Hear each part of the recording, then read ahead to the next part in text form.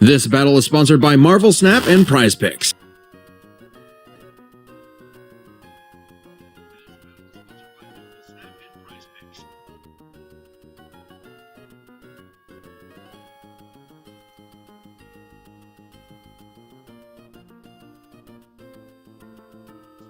Test.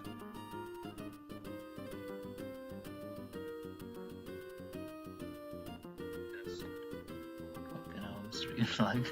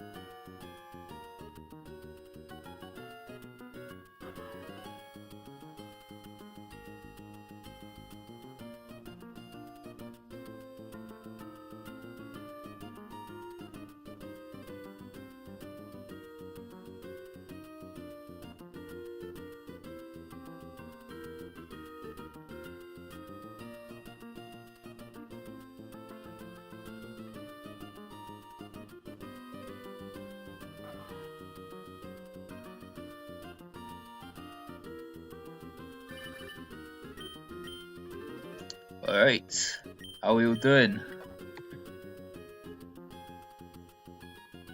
Who we got? So, everyone welcome. This is my Emerald Kaizo Attempt 4 Elite 4 stream. Thank you guys all for joining. Anyone else filtering in, welcome.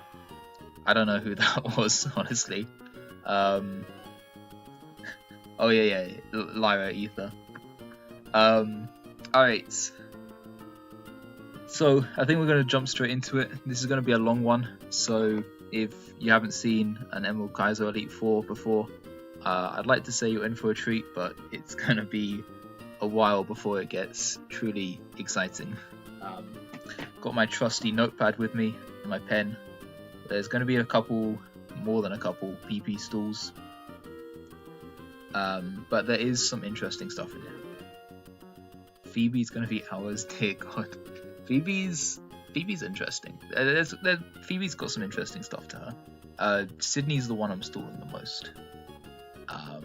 But yeah. So yeah, I might as well get up the team. So, joining us today, I figured I might as well show off the box beforehand. So, in the team, I've got Blaziken, got the death box here, which I'll just go through.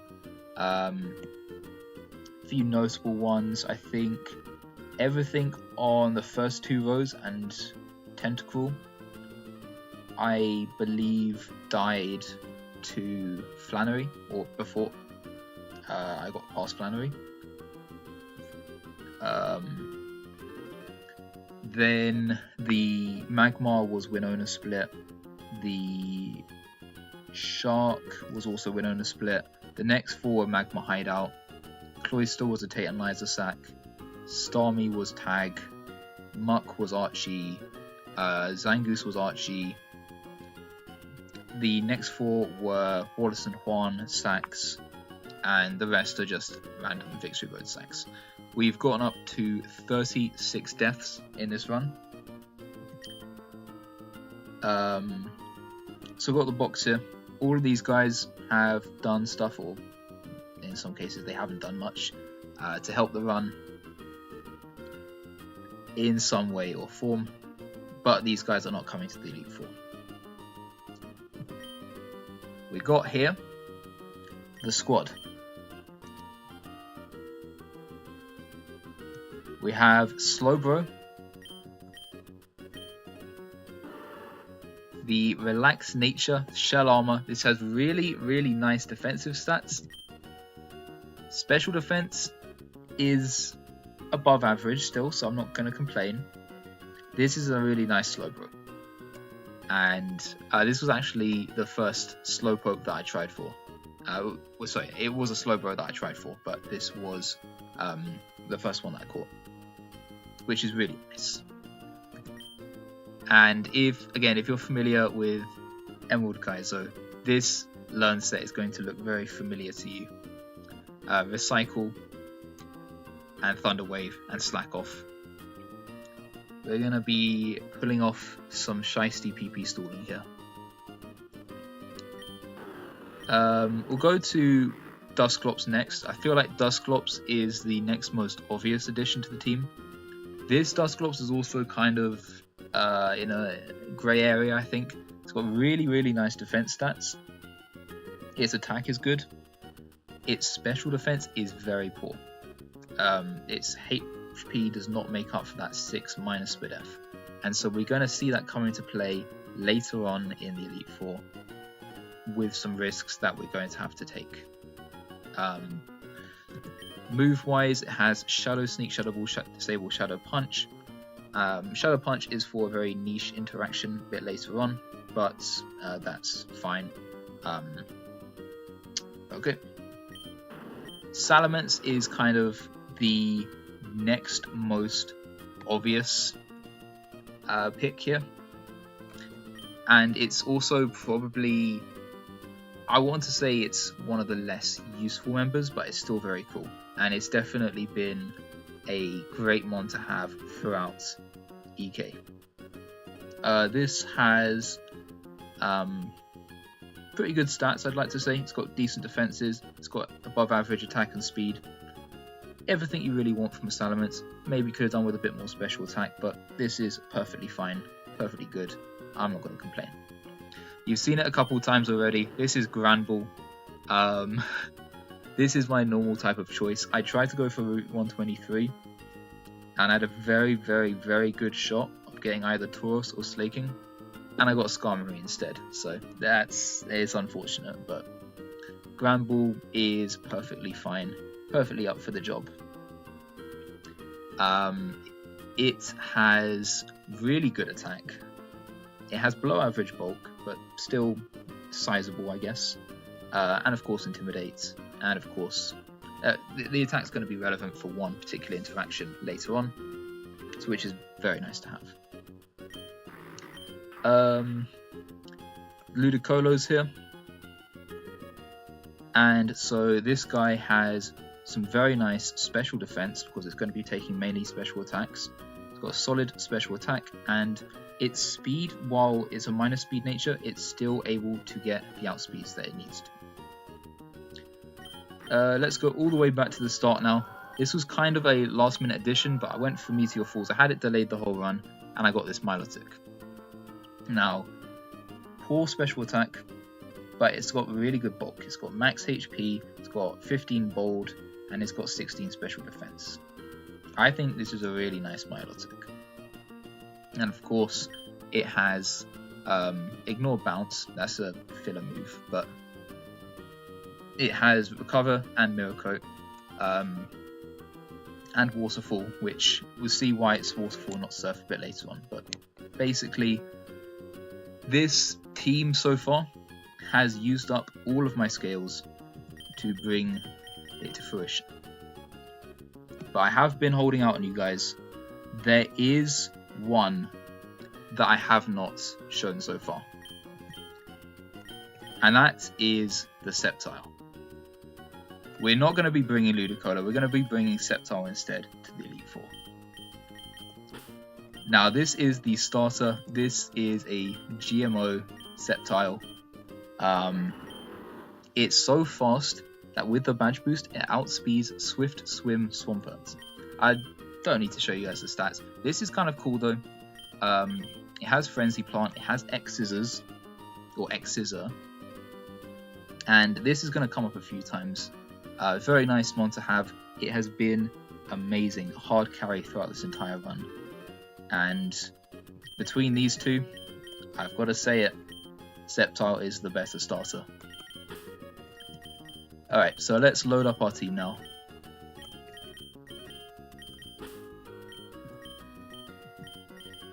Alright. I've done most of my checks beforehand, so I believe I have all of the items and stuff I need to before going in. I've definitely scavenged my box to make sure that everything there is gone. But yeah. So yeah, give me a second to have a look through this all.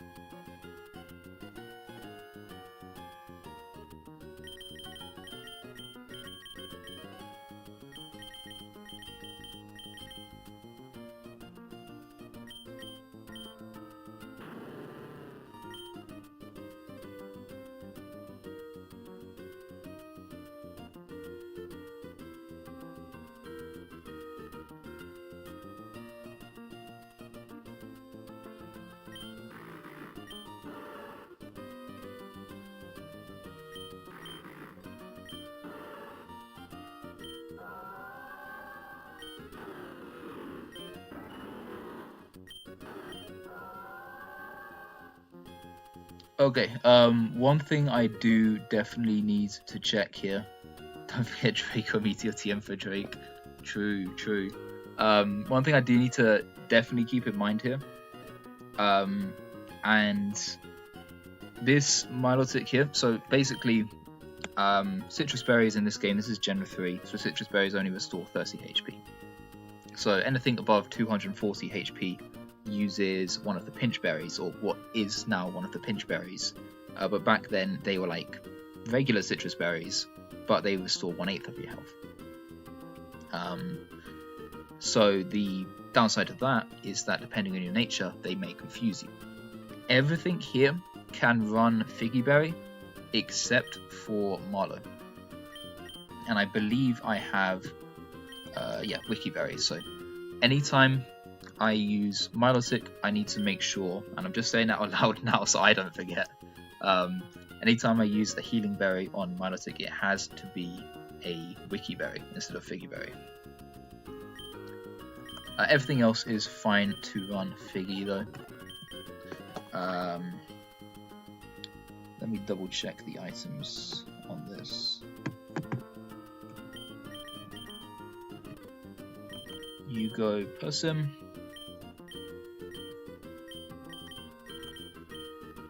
You go... Gee, I wonder what item this is going to hold. Milotic, and this is why I'm saying it now. This is going to hold not a Figgy Berry, but a Wiki Berry.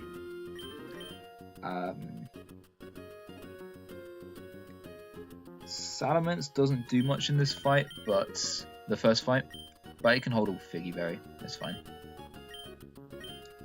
And Seppi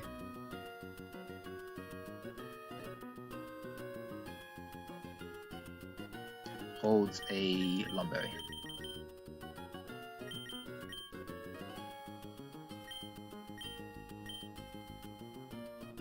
Okay. And I might as well teach Ice Beam to this. Oh, I need to teach Ice Beam to a couple guys actually.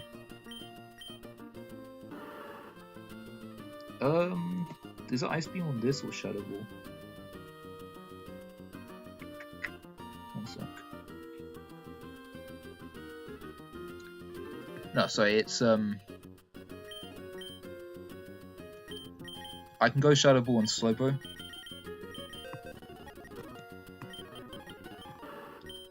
Over Psychic.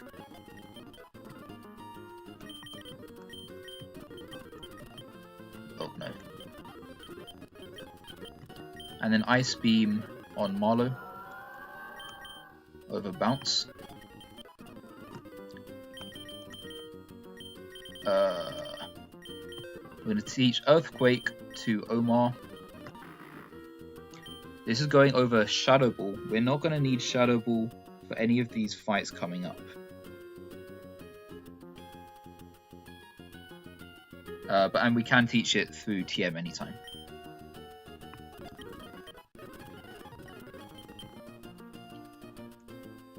Okay, let me just go through everything again. That's a cool color scheme.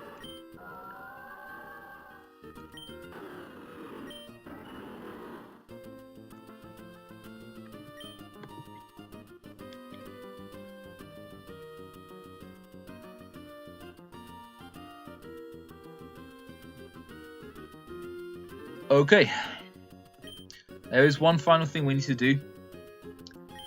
Let me just double check this. For those of you familiar with the sort of modern Emerald Kaizo, we are going to put a couple of these guys to sleep. So this is the only use of the lure scripts that I'm going to be doing. Of course, obviously, I can't get these pre-damage or pre-sleep within the Elite Four. That would do with the scripts. This is just making sure that we have these two Pokemon here already asleep, ready to wake up the next turn. So it's basically giving them a status immunity until they attack. Okay.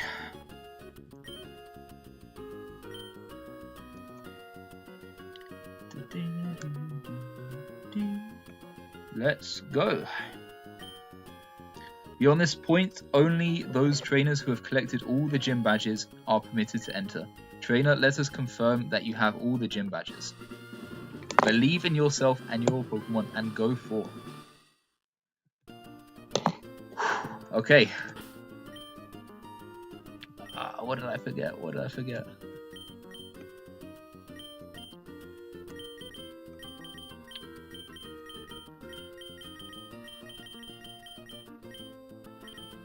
Oh good, I've got my X defend. I'm fine.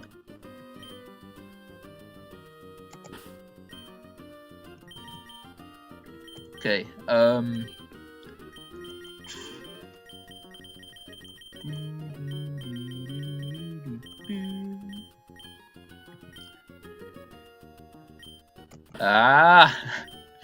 Alright, let's go.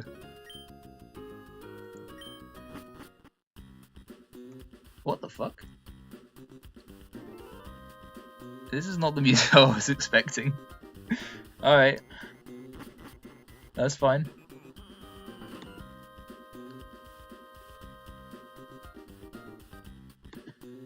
Okay. So, this is obviously this is a very scuffed stream setup. I'm not gonna bother with the whole, like, you know, this is Sydney's team, this is my team. You guys see my team here. It's very easy to find the Elite Four teams, but basically what we're up against here is we are up against, let me get the calculator sorted actually. That is the one thing I did want to do. The one thing I did want to do was make sure that only the 6 that I'm calculating with are in the calculator. That just makes it a bit easier for you guys. Oh, right. Okay. You won't be able to see my calc tab either, but yeah, whoops.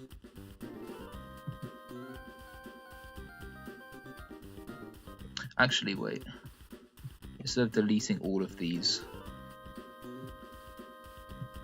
I did send Intercam the team earlier, so I'll just export my own team through that.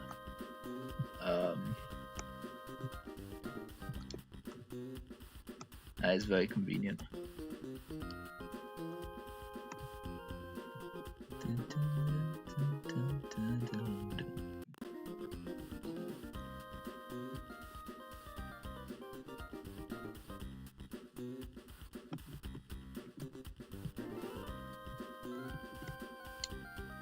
Oh yeah, clear, remove all boxes, import.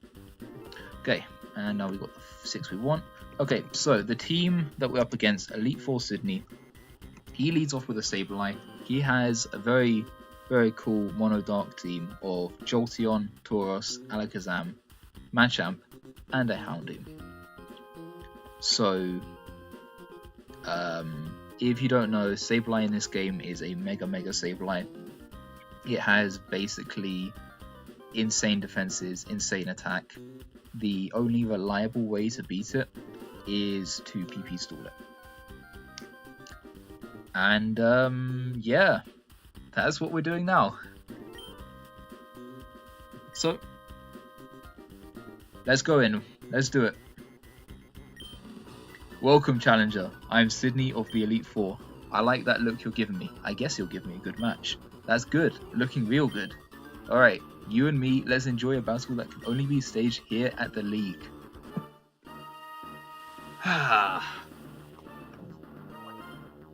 Alright, pen and paper out.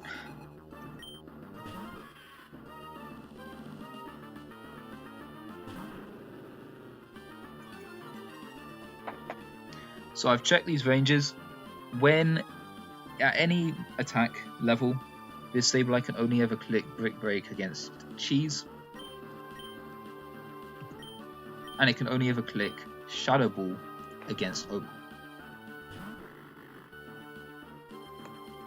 So we have, I believe it is 15 Brick Breaks and 24 Shadow Balls.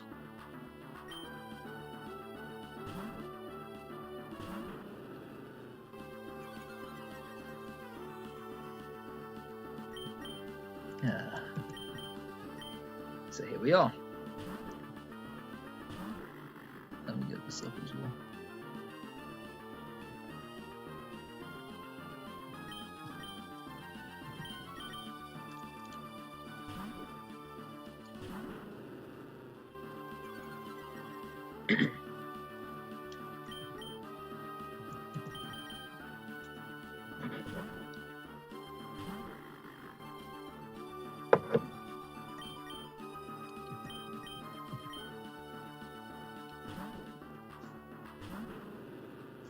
That's 3 each.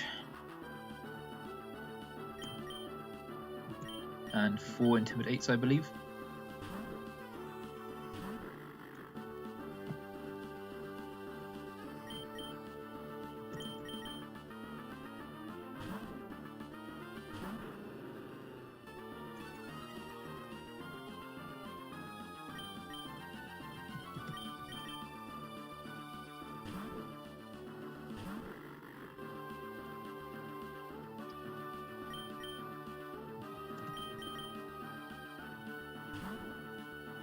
Connor is already out.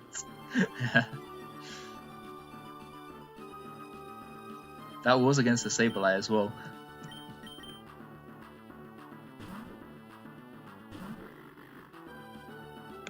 Okay, 6.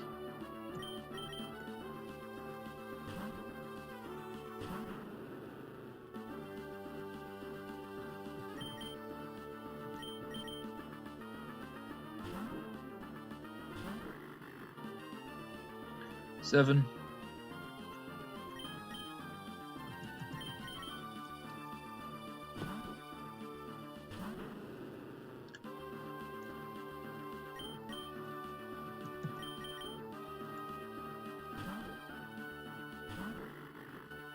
Eight.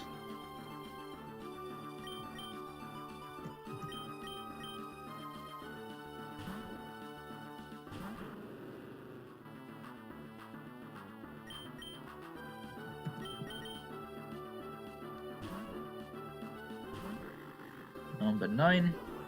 Huh? That's not good. Why did it do that?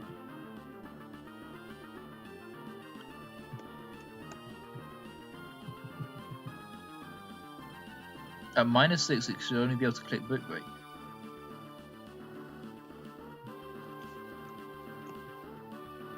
It definitely... Ah! I'm a fool. I'm a fool. This Dusclops has pressure.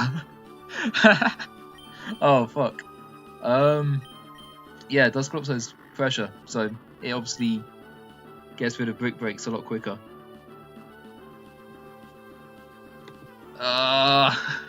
I can't believe I missed that.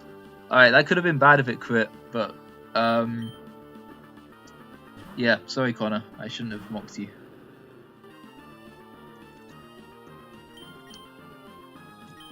Okay, now we can go Simon.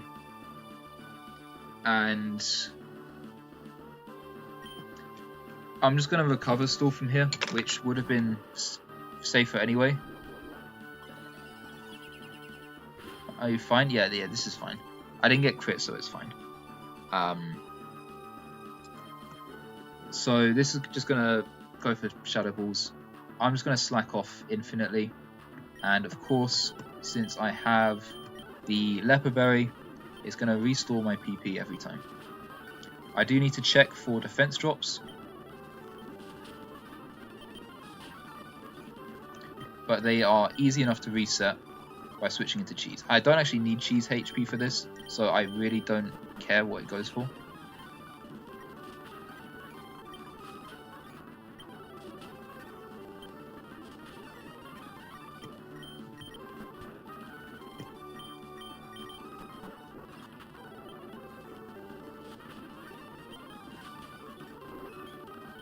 So we recycle.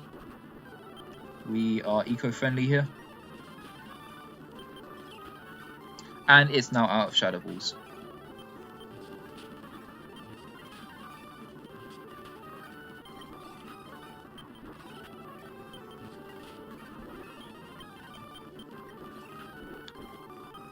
Okay,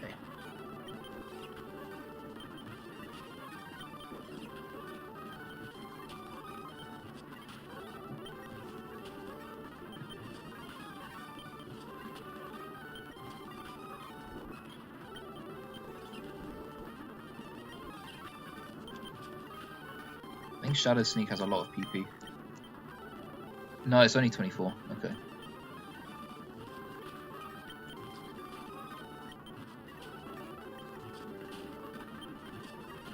By the way, for those curious, I'm guessing you're going to see this in a while anyway, but 1, Leper Berries can recover a cycle PP, so this is always fine, and 2, Struggle deals half of the damage dealt, rather than 1/4 of the user's HP like it does in later generations. So we have a lot of turns to work with once it starts struggling.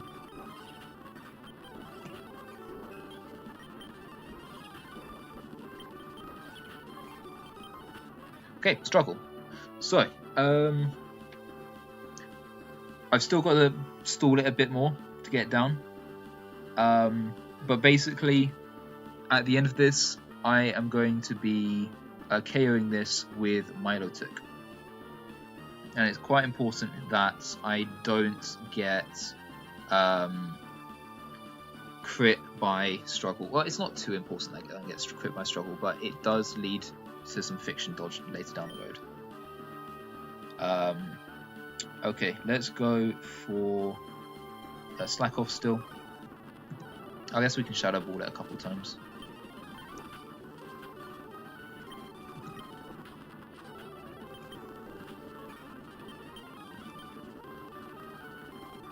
And let's get down to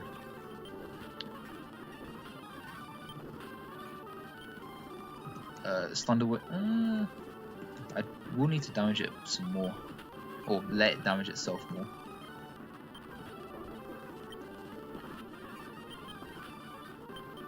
I'm playing extra safe here to make I'm not shadow balling in case I get some super crit.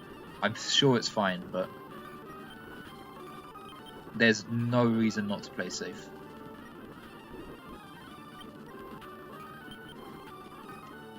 How much does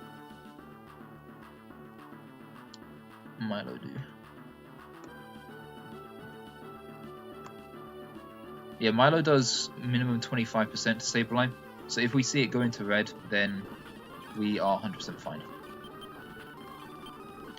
It obviously can't crit Slowbro because I have Shell Armor, which means that there's no weird struggle ranges that it's going to have.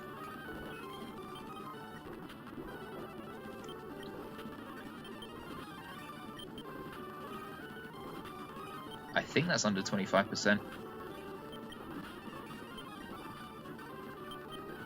But I'm going to go for one more recycle. We're going to Thunder Wave it.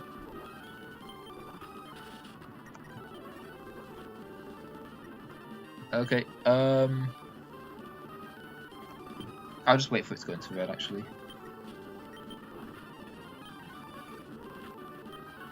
Because red is guaranteed 20%. There we are. Okay, we're going to Marlow here. Ideally, we don't get crit here. But it's not the end of the world if we do. It doesn't matter too much. But it will be nice. Perfect. Okay. Actually, it actually wouldn't matter if we got crit there because we would just be able to recover stall it until it got a non-crit or just got paralyzed. Okay, so we go for Waterfall here.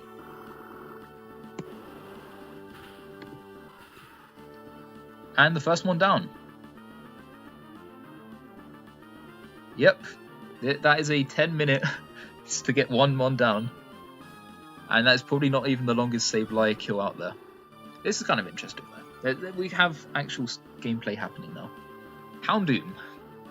And I'm going to triple check this. I know I called it out loud. This is definitely Wikiberry.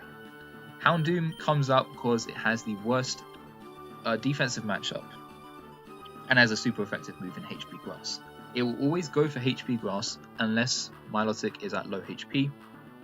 Which I am basically never in, even if it crits me because of Wikiberry recovery. So we are going to go for a Waterfall here to deal some good chip damage. Obviously we cannot go for Mirror Coat because this is a dark type, even though it would do slightly more damage if it wasn't. No crit, perfectly fine. Okay. Now this is always going for HP Grass on the switch. We are going to go into Jimmy McNulty on a guaranteed HP Grass, no Pursuit, no Crunch, and we can KO it with the Rock Slide. That's 2 mons down. Hey, that is not taking too long, guys. Jolteon comes in. The nice thing about McNulty here, unlike Ludicolo, is that since it resists Thunderbolt, it always baits the Signal Beam. We're going to go into Dusclops here. We have Personberry in case of confusion. And we are pre-sleep in case of Thunderbolt paralysis.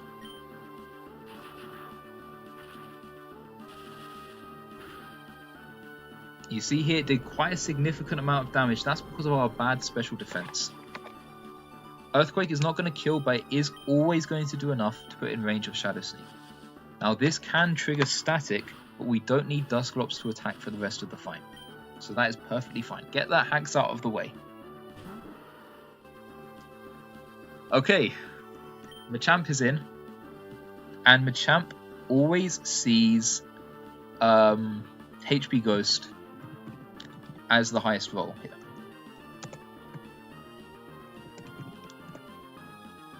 HP Ghost is always the highest roll. It doesn't have any other shenanigans it can go for. So we're going to go into Cheese.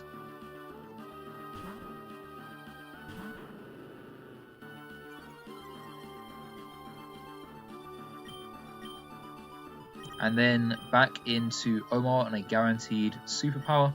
Now this is 2 superpowers that have been taken down.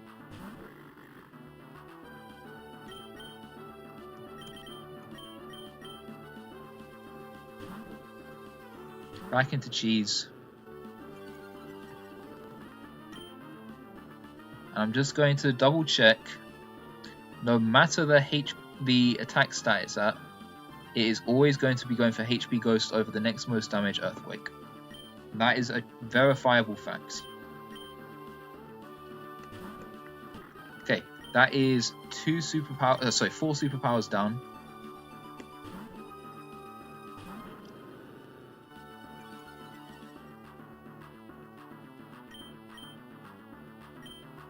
This is going to be 6 superpowers down.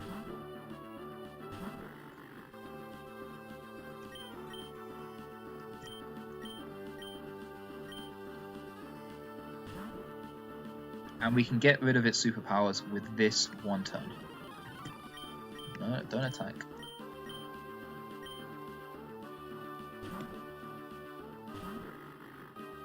All superpowers gone. It will still go for HP Ghost here, so we can still go into Cheese for free. Which I believe should put it at -5.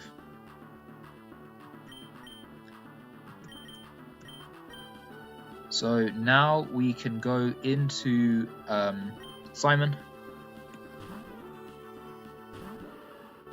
which is at -5. I believe it's always going to bait HP Ghost. This is a fact that I want to check though. Yep, it is always going for HP Ghost. So I can then go into Gramble to get that final Intimidate. It doesn't matter much because Machamp was never doing more than 50% Slowbro even at full HP. But it is quite nice for something later on.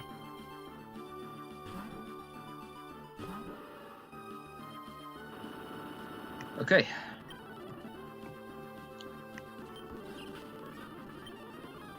And it also helps us dodge random Rock Slide Fiction. So we're going to fully PP stall this as well. And this is very much a brainless PP stall. Oh, well, my bad. Like I said, a completely brainless, foolproof, simple, in fact.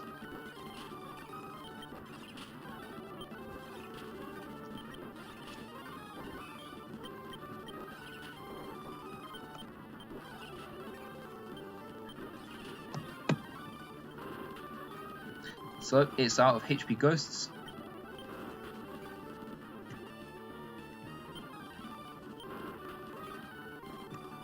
did I? Yeah, I did restore the leopard ray.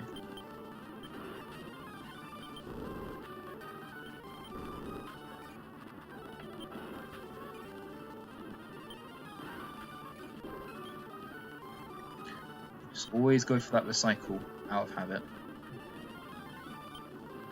While we're waiting, did anyone watch the Nations League? England beat Ireland 5-0 in football. I thought it was quite cool. I was watching that.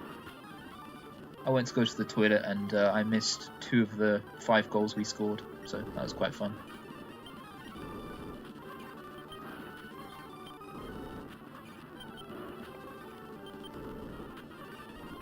Okay, we're getting down. It's PP.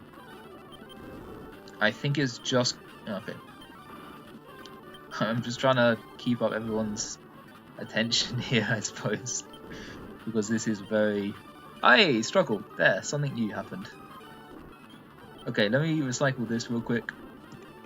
Alright, what is the next step in my plan, you may be wondering. So, we... Oh, we just KO this. Alright, so that was probably more dramatic than it needs to be, but struggle is its least damaging move, so this is still something that I wanted to do. Okay, that didn't kill from that range. And we're just gonna let it die to its own struggles.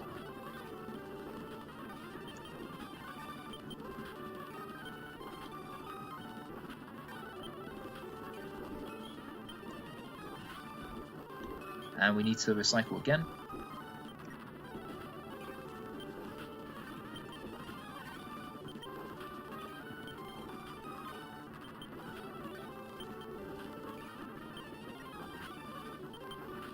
We're not going to Thunder Wave this because it has guts, and I think it would take longer anyway. Okay, it's down. And it baits in Tauros. And guess what?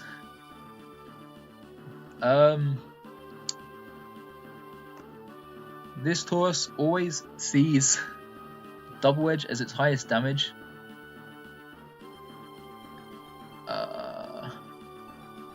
So I guess you guys know what's going on here. Double Edge, I just need to double check the PP on this because I just need to check if it's 16 or 10. You know what? I can check right here. Double Edge has 24 PP, so we are completely fine to go into Omar. Omar is always going to be baiting HP Ghost.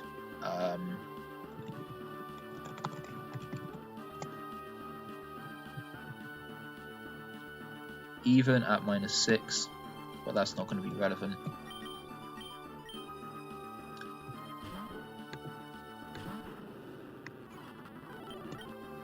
Okay, we just need to get it down to -6.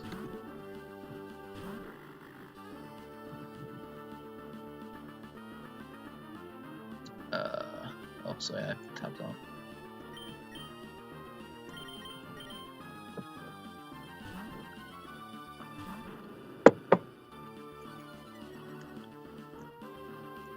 Okay, that's -2.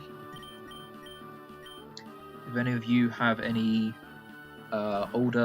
younger siblings and they are learning how to count, this might not be a good stream to attend. We'll see how good my counting skills are at the end of this. That's 3, right? I think that's number 3. But again, it doesn't really matter because we always bait Double Edge from Gramble, we always bait HP Ghost from Dusclops. And we are not going to be sticking around long enough for pressure to screw us over.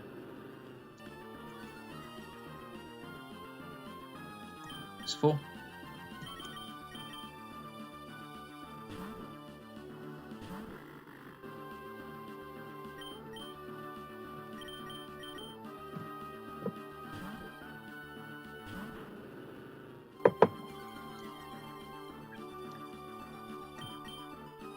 I think it's 5. And this should be 6. I have enough for an insurance one though, and so we'll just do that.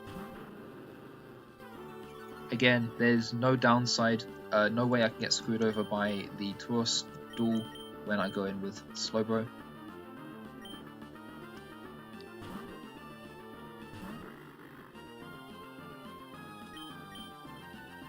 And this, if I'm correct, Intimidate should not activate. Yep. So it's fully at -6 now, which is perfect.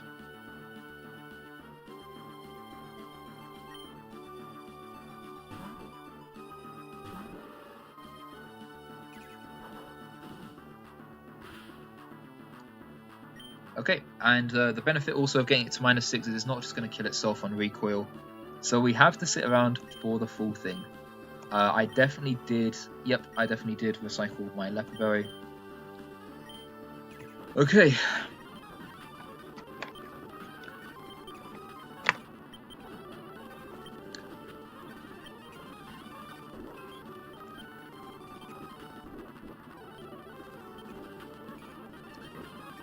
Okay, it's out of double edges, which is expected because most of them were drained by the secret Threshermon Dusclops.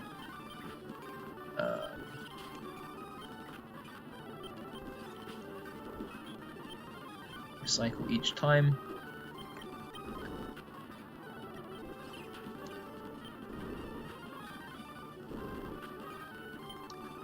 By the way, I have this on my full screen, this game here. So I am not checking the live chat every now. I will check it every now and then, but I do have to tab out to do it. So I imagine most of you would rather I keep this PP still going rather than reading through your messages. That's just a general thing to say. But yeah.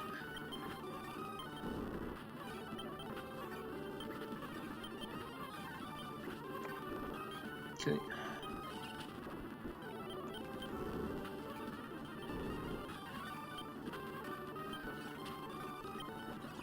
I'm honestly surprised that SHF kept the recovery moves at 10 PP. Like, they are very, very strong in the hands of the player.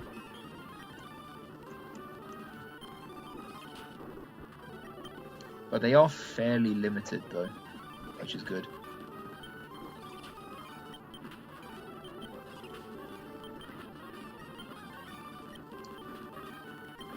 And there's also no Leech Seed in this game that I'm aware of. None of the usual culprits that get Leech Seed have it in this game.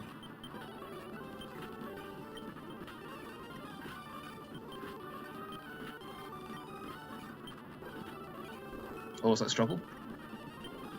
Nice. Okay, let me check chat, why not? See what's happening. The Arcanine, yeah.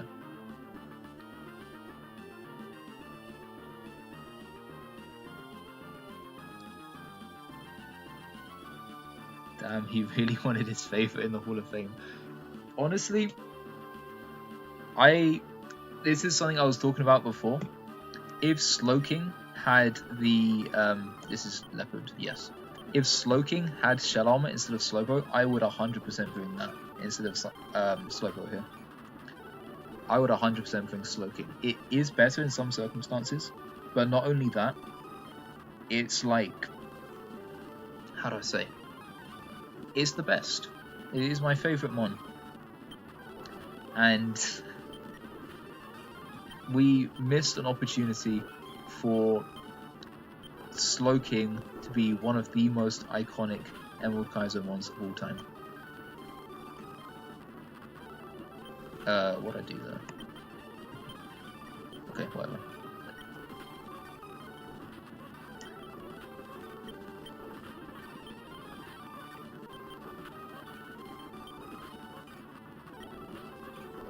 So yeah, I was robbed of being able to Elite Four my favourite.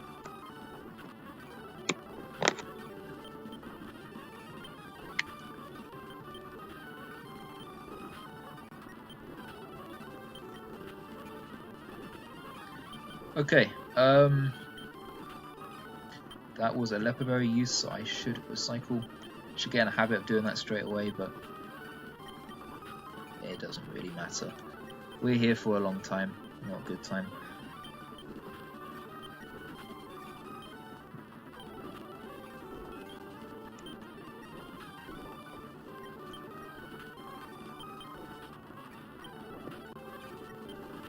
Obviously, Shadow Ball does not affect this.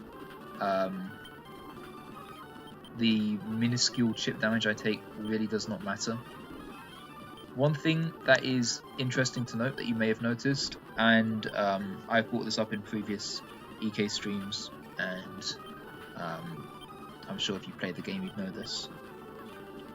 Notice that when Taurus is going to KO me with Struggle, it does not let Slowbro recover.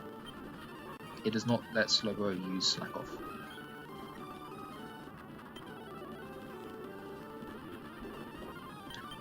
That's because when a Mon dies in singles, the turn ends. The same happens with Explosion as well. You can deny your opponent an attack or be denied an attack if a boom goes off. Which is just one of the many things that makes boom so dangerous in this game. Because you can't just recover afterwards after soaking up a boom. That damage you take is there for the next Mon as well.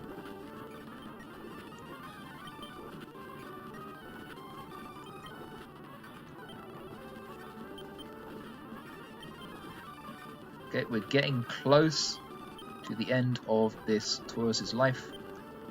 If we are unable to recycle a berry at this stage, it doesn't really matter. We have basically infinite leopard berries. Okay, so Taurus is down. So, final Mon is Alakazam.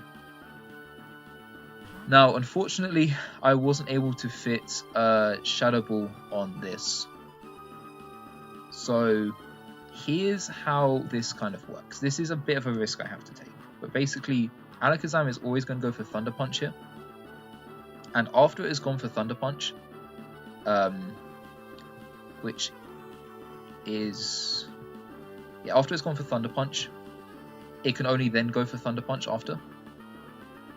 I need to dodge Thunder Punch Paralysis into full Paralysis. That's a 1 in 40. If I do not dodge that, then I have to dodge a crit on Sceptile to X's as kill it. X's as twice to kill it. So that is obviously a 1 in 16. And Alakazam, this Alakazam doesn't have Thunder Wave actually. So that is a 1 in 640 to lose this matchup. Ideally, we get the Shadow Ball off and we get some nice chip. And then this can never be crit, of course. Sceptile comes in on the guaranteed Thunder Punch after. It has Lumberry for Alakazam for Paralysis. Obviously, I could not run Lumberry on Slowbro. And I do not have enough move slots. Because Thunder Wave is not a TM, it's an egg move. Please do not power. Make this easy for me. Okay, nice. So his next most damaging move has Psychic, HP, Water for some reason, and Fire Punch. Psychic does maximum 90 damage, so this is always in range of Thunder Punch. So we're going to go into Sceptile here, which can of course never die to crit. It can never be paralyzed because of Lumberry. And yeah. We get the kill with Exorcism, or really any of these moves would have worked.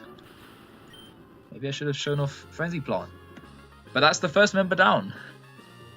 How do you like that? I lost. Yeah, it was fun, so it doesn't matter. So that is very, very close to a riskless Sydney fight. I think the only fiction was that 1 in 640 there. And there was also some fiction with the Milotic into Houndoom matchup, which could have led to a weird bait on the Sceptile, which would have been Crunch, never Heat Wave, so it could have crunched on the Sceptile. And that could have led to a weird move choice on Dusclops, and if 2 of those Thunderbolts crit on Dusclops, it could be bad. Again, it is some very, very minor risks. This is close to riskless here, so yeah, as Sydney says, we need to go on to our next battle.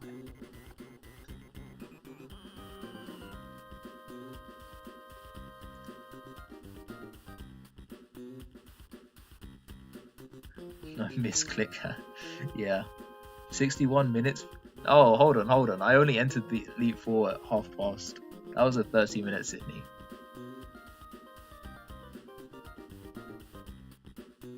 Okay. So you'll notice that okay.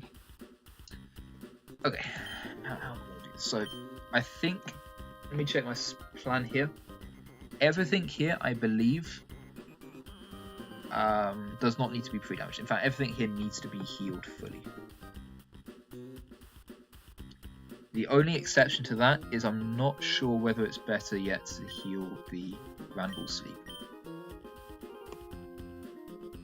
Because there's, I think with my line, it's probably more optimal to keep it awake.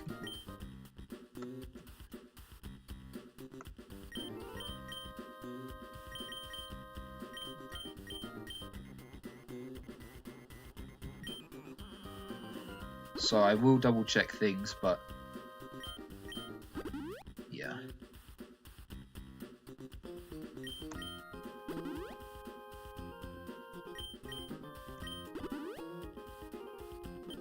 Did I bring max elixirs? I have infinite leper berries, so that's not something to be scared of, but okay. It does mean I'm gonna have to go through everything. You definitely have all your PPs.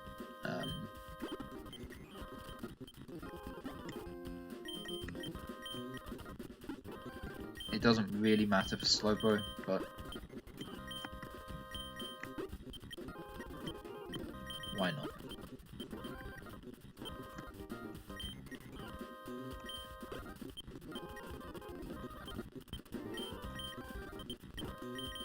Vondas did not attack. Sceptile, you get Rock Slide, and you get Scissors.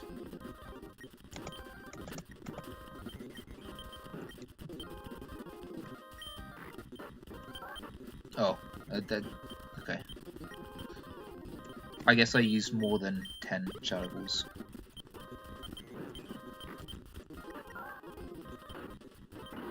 Okay.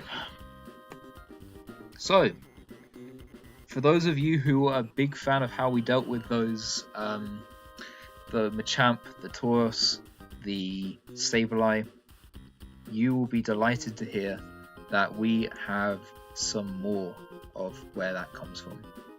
We have Dusclops, we have Sableye, both of which have to be PP stalled, and there is an extra as well. An extra little treat. Now, thankfully, this does mean that both the Dusclops and the Sableye, they're both free. They're both free, but because they only have fighting and ghost coverage, there's some weird double team sets which, again, you have to basically PP stall them, otherwise you're not going to win. Okay, so there's a few risks that can happen with this fight. We are going to lead off with Dusclops, and this is going to be Lumberry.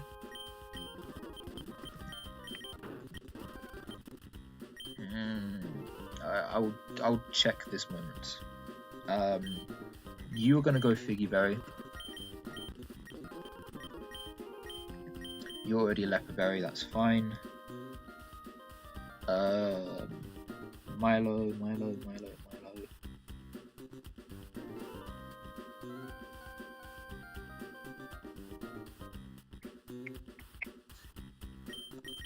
Goes Lum.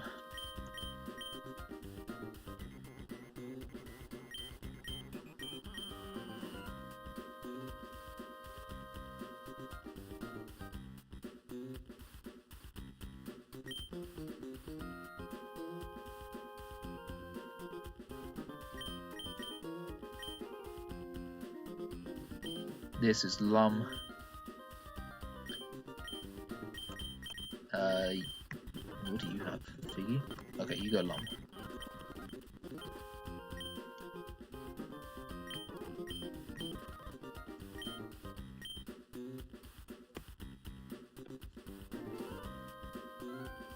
Okay, so Shadow Punch is completely fine to keep here because it can't trigger any switch AI, and Shadow Punch into Shadow Sneak always KOs the lead. On Dusclops,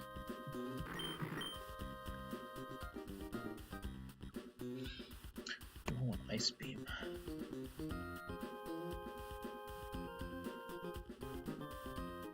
I don't need it. I don't need it. Yeah, this set is fine. One change that I will have to make,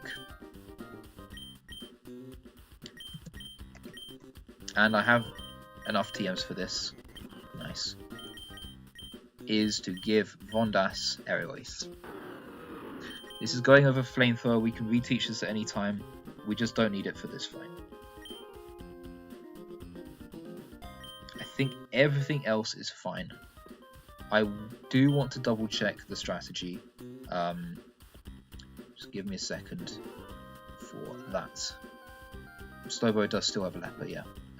It's recycled it, but I will just double check because now you've mentioned that. Yes, it does. Alright, just give me a minute.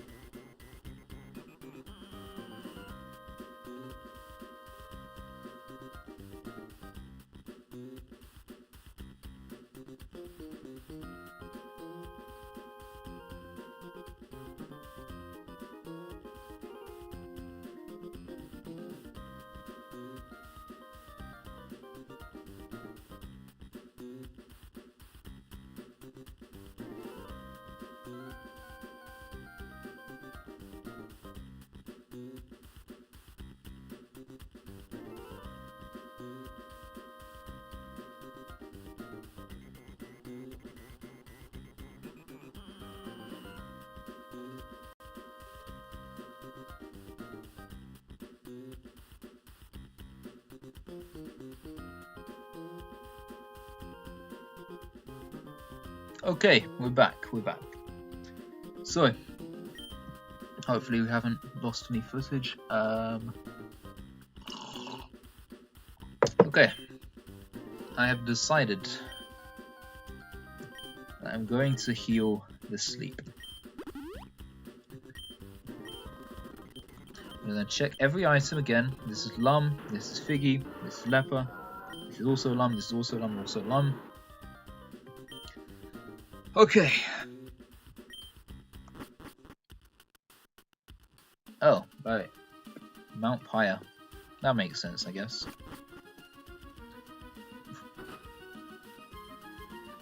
Okay, anyone chat, can you definitely hear me? Just double checking that we are definitely back.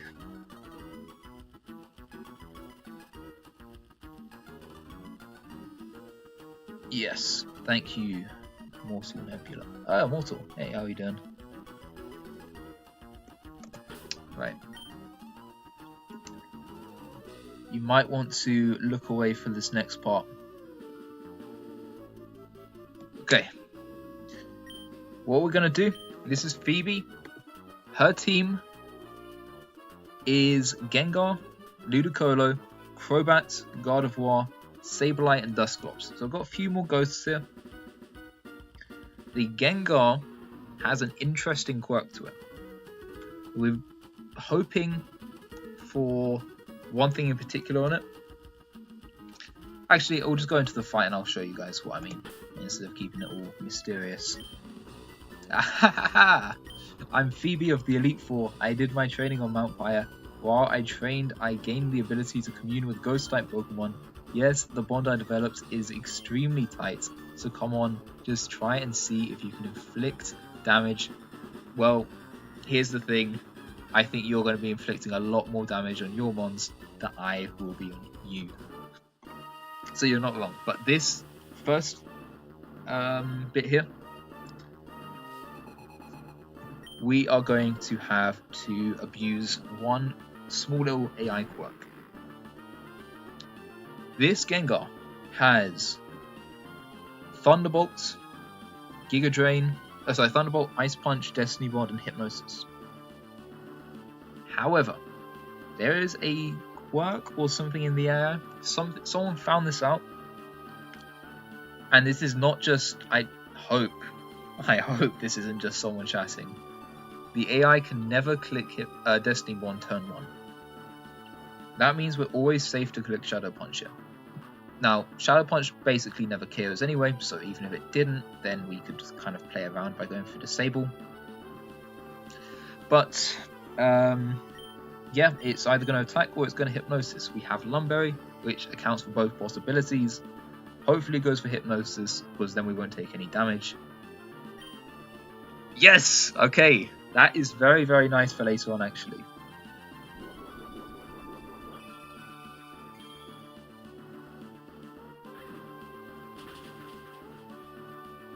High roll we don't get, but we are able to outspeed and KO with Shadow Sneak. First one down. And Phoebe sends in her own Dusclops. Now, I'm sure you know what this means. This Dusclops has Shadow Ball, Brick Break, Double Team and Recover. Rest, sorry, not Recover. So, yeah. We're going to have to PP stall this. So let's get to work.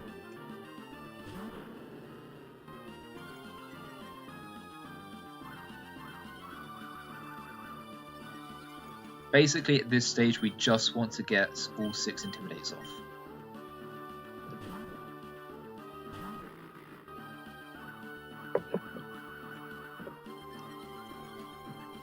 Without risking any damage on our mons.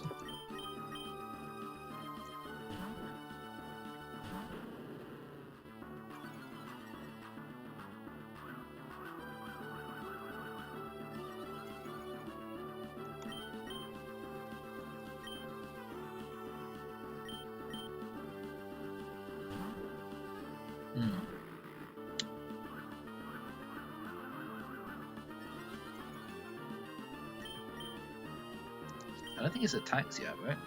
It's just been setting up double teams.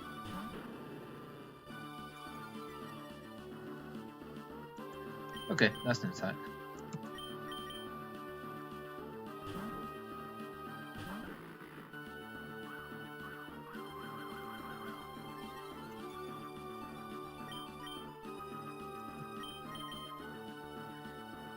Yeah, so nothing really exciting to point out here. This is much of the same, but I mean, this probably is one of the quicker Phoebes and Sydney streams that you'll see. So there's that.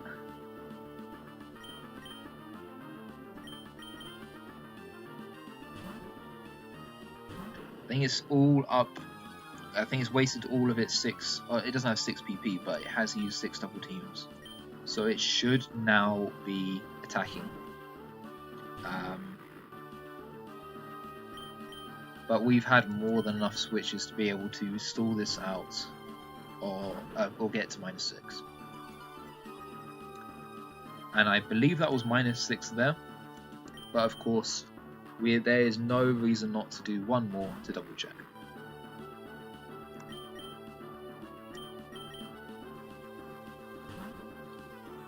Let's see. And Intimidate did not go off. So yes, I am indeed a master of counting.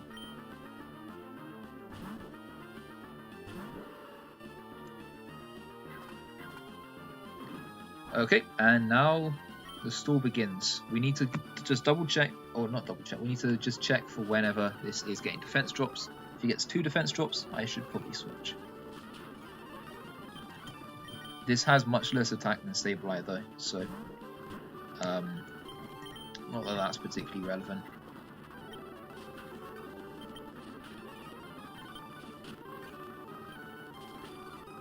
There's defense drop. It definitely has Shadow Balls left.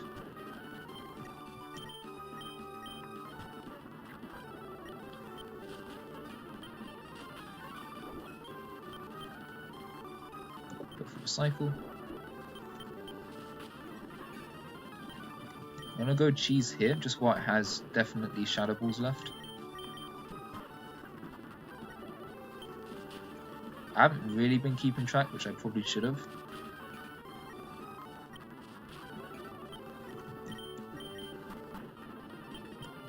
Okay, I think this time I'll lock in and just slack off stall.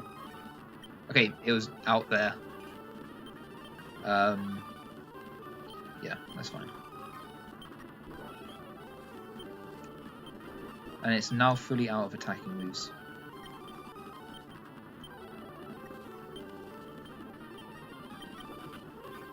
And now it's struggling.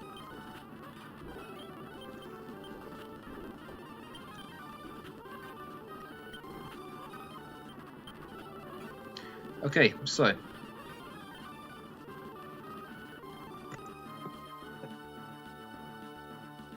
oh shit. Okay, so I was meant to teach Slowbo Flash here, and the reason for that was to give my Dusclops the optimal chance of not taking damage. It won't matter too much here because it didn't take Thunderbolt from Gengar. But yeah, I did fuck up with that. Because I hadn't written it in my strats that I had to have Flash at this point. So I just kept Shadow Ball thinking, oh, I don't have to change my... yeah, that's my bad. Alright, I'll just keep stalling it.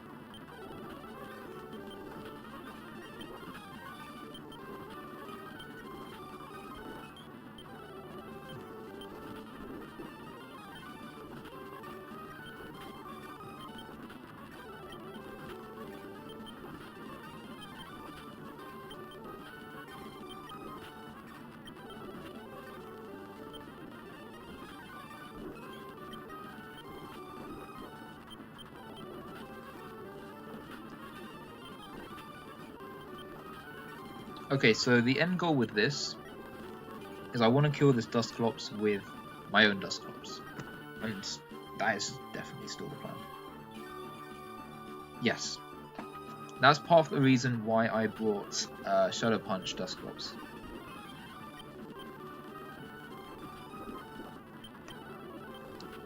Because it's able to hit through. This Dusclops, if you remember, is at +6 evasion, so I don't want to be taking unnecessary struggle chip.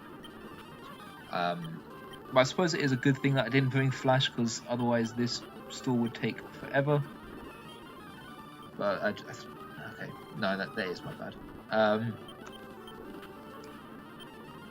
So let me just double check what the HP is that I need to get to.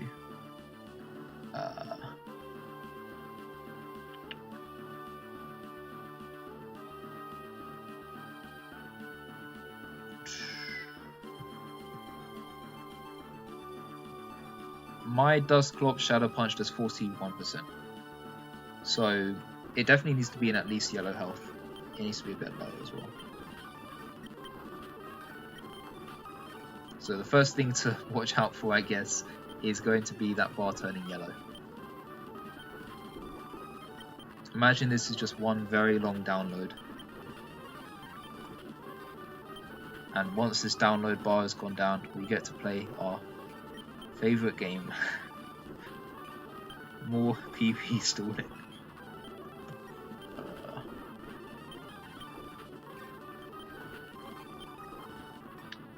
That's my bad.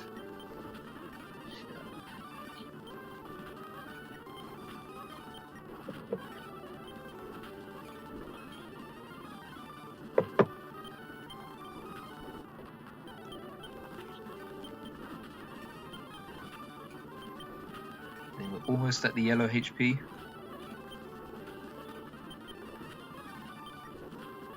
Yeah, yellow. That's good. That's progress. It's taken about 4 damage of recoil each time.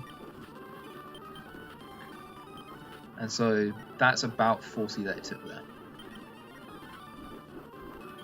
I think I'll go for one more recovery cycle here.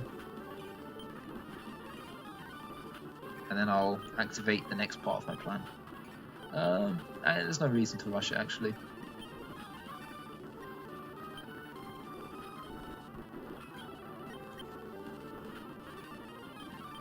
I did forget that before. Need to recycle again.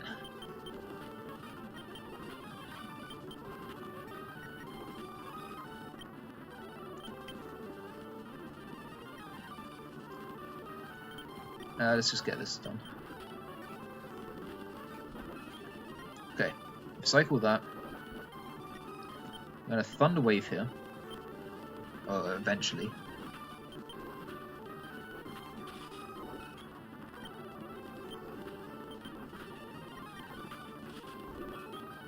Remember, we have the Leper Berry. Okay, and that's perfect. So, what I wanted to do, get a full HP Slowbro, get this Dusclops paralyzed. That gives me a small chance of going into Omar without taking any struggle damage. If we do get struggle crit, it's fine, but it does make things... no, struggle crit here is fine. If we get struggle crit by this and then struggle crit by Sableye, it leaves us open to crit from God of War, I think. Honestly, that might just be chatting as well. So struggle crit from this can do max 18. Struggle crit from Sableye does 25. So 25 plus 18 is of course 43. Psychic crit always does over, well, it sometimes does over 57. So yeah, it does open me up to that if it does crit, but like that's very, very, very fictional. So I'm going to assume that doesn't happen.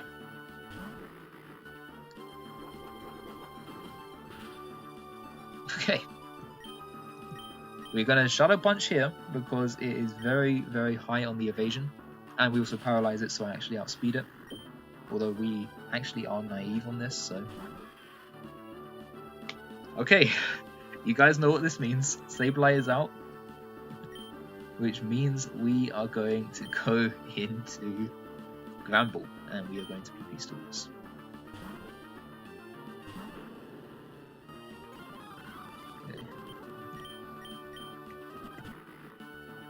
don't care what it goes for here. I will try and count the shadow balls just for the sake of PP. Sake of like restoring defense drops. Hit 1.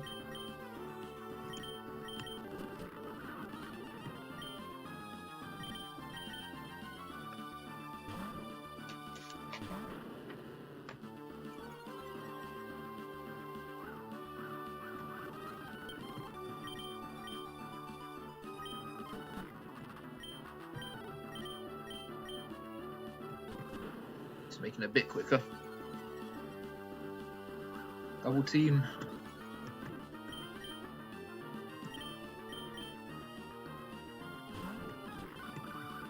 Should be at its maximum evasion soon.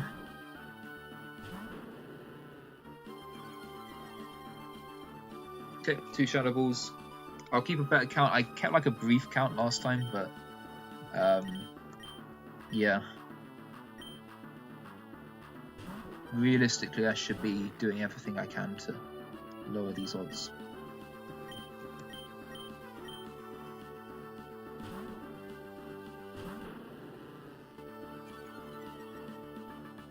Okay, 3 shadow balls.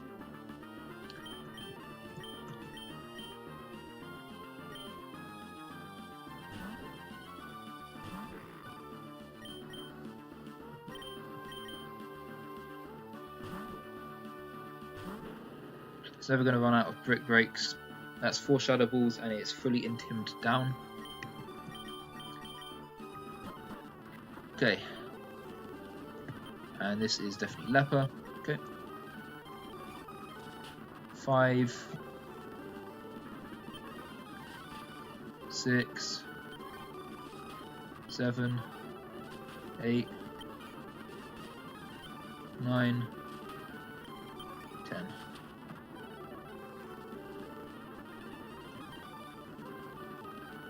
11,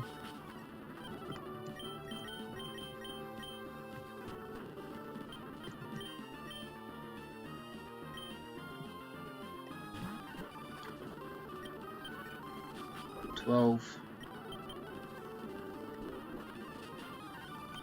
13, 14, 15. I just need a rough idea, really. 16, 17, 18, 19, 20. So definitely has shadow balls 3 here. It has 24 total. 21.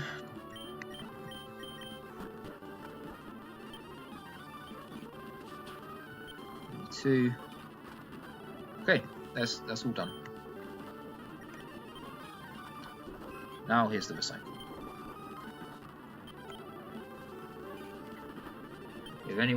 In case anyone's getting worried, and it's fully out of shadow balls here, so there's no risk to this stall. In case anyone was getting worried about me randomly accidentally clicking recycle, that's only a bad thing if I click recycle on a turn that would waste that PP. No, actually, I would be fine in that situation as well. So recycle. Okay, and it's already struggling, so that wasn't too bad, was it?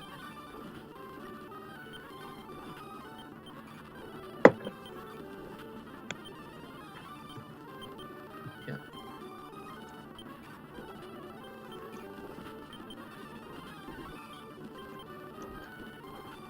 Okay.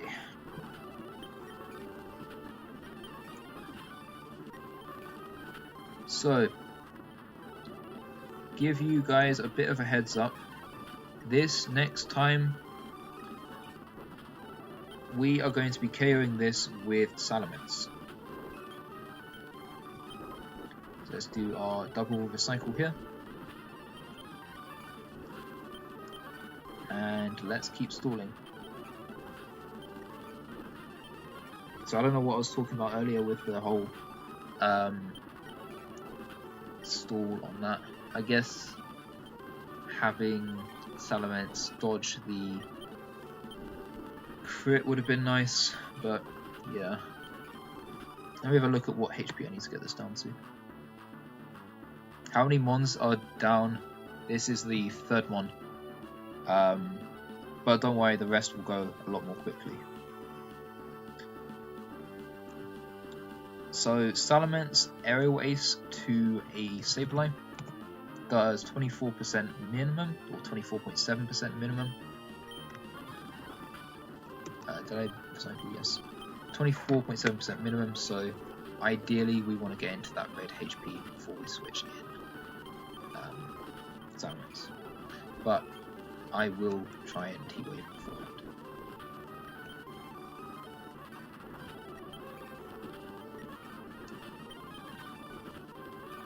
For now, just watch as this progress bar slowly goes down.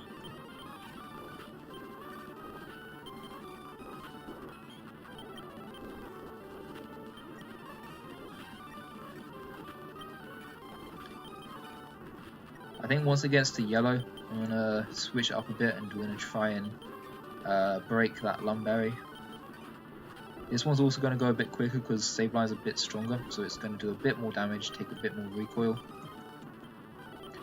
Oh, that was quick. It's +6 evasion, remember. So we don't want to paralyze it just yet, just because full paralysis is going to make this stall take even longer than it should do.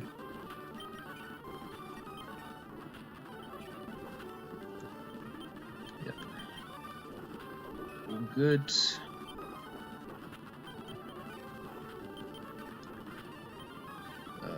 Okay.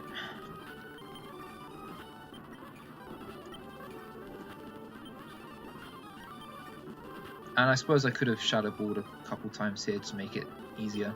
So sorry guys, but yeah, there's no reason to do that.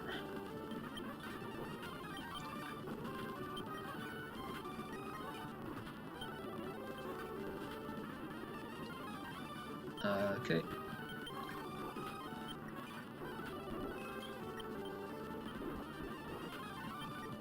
I do want to get into the, or near enough to the red HP. I think that is definitely below 25. But we'll do one more slack off cycle.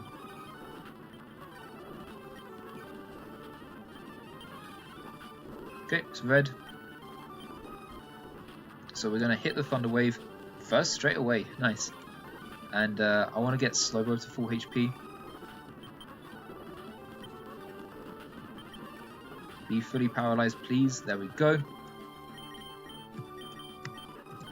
Does it matter too much that these PP are not at the best? Not really.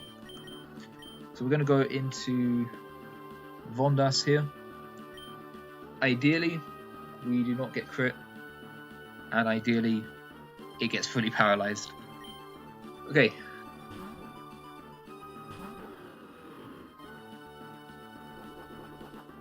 Struggle. No crit. Aerial Ace here. Takes out the Sableye. Ludicolo comes in. Ah! Now this is one of the few cases in the Elite Four where you get to see an instant bait in and kill. And it is very satisfying. Okay, Crobat comes in. Now this is a little scary. I will not lie to you, this is a little scary. Basically, this can do two things here. It can either Air Slash or it can go for Hypnosis. We want it to go for Hypnosis. If it Air Slashes, it's fine. It's fine.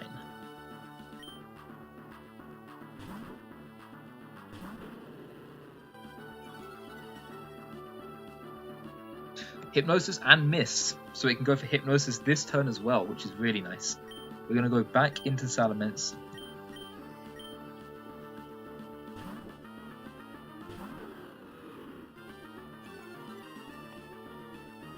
There's the Hypnosis. This is Lumberry Salamence. Also worth mentioning that although Air Slash crits can be spooky, Grand Ball is always going to be baiting Heat Wave after the Intim, which Salamence takes very nicely. -3. Okay. This is perfect. We're going to go into Simon here.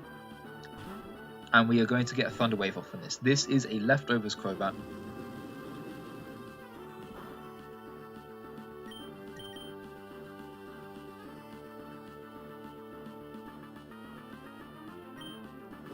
No Hypnosis is perfect. If it burns, it's fine. Because this Crobat can do literally nothing. And now we have a perfect situation again.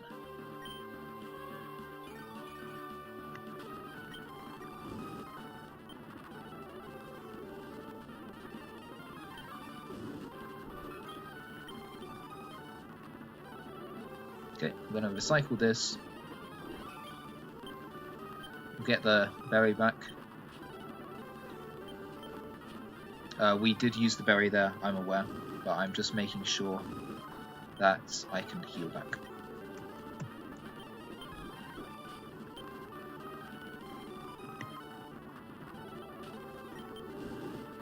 And oh, sorry, I just had a notification saying that my OBS disconnected and reconnected. Hopefully that is not affecting the stream. I mean, you're not missing much anyway, but you know.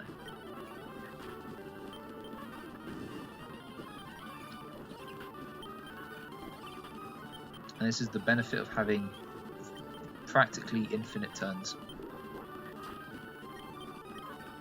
As soon as we get that Thunder Wave off, it's over, because the Crobat cannot deal enough damage, even with Hypnosis. It cannot S/flinch.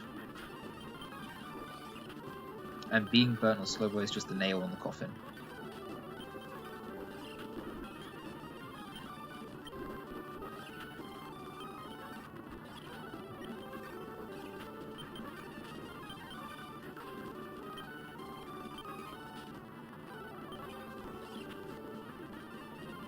Did I recycle?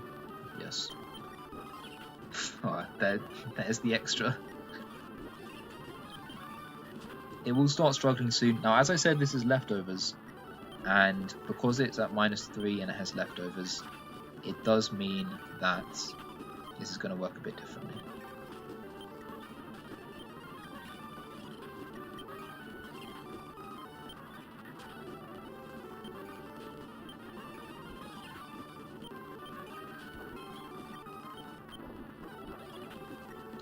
So, just give me a minute to fully stall this Crobat.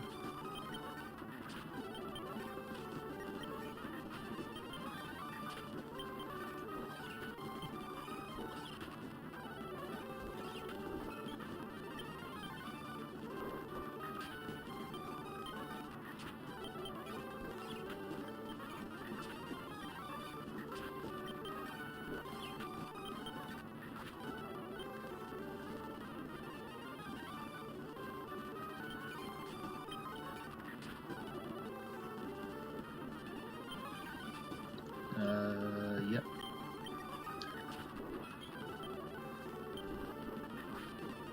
It's going to be struggling any day now. Just you watch. I know the paralysis does make this a bit more annoying, and that's why I waited out until the last minute to do it. It's using Hypnosis now, though. That's a really good sign.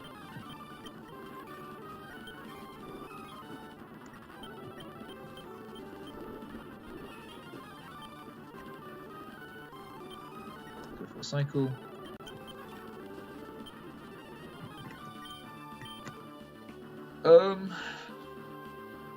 Okay, I feel like I should be going for switching to Vondas here on while it still has Hypnosis PP.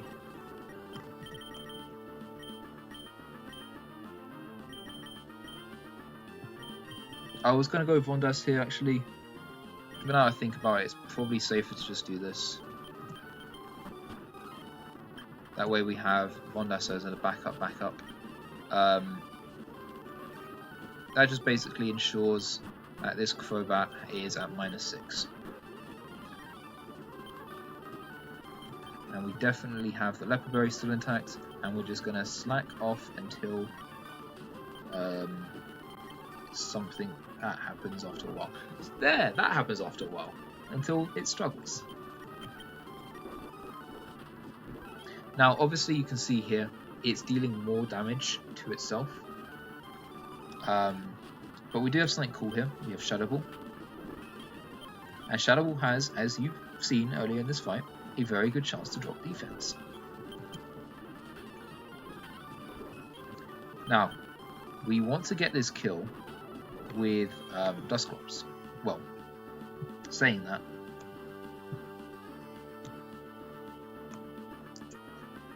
how do I want to play this?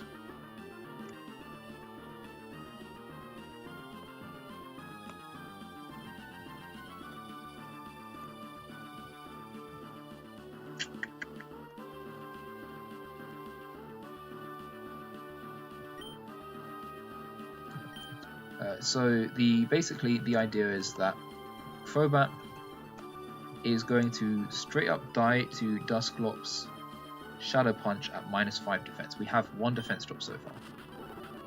Because we are burnt, we cannot kill it. I mean, we can do enough chip damage for Dusclops to kill at less defense drops.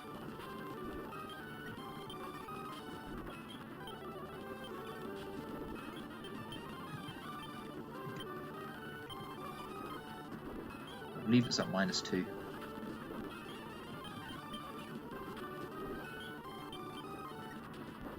Oh, sure.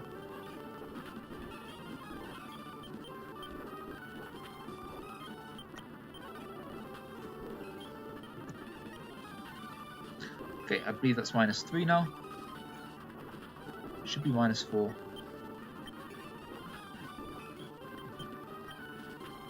Fucking hell. Okay. We're going to slack off here, and now we're going to switch into Omar. Now it's at -6 and it's paralyzed, so this should basically be pretty safe to go into Omar. Struggle crit is not a problem at this stage, and it gets paralyzed, and since it's at such minus defense,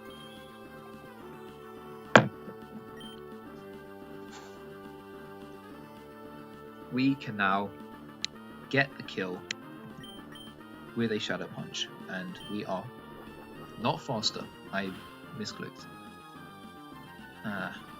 But it doesn't matter, because we came in on paralysis. Okay,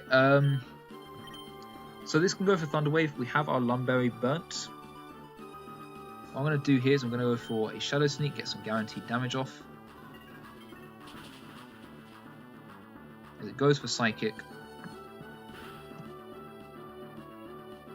And judging by that damage, no Spadef drop, no crit.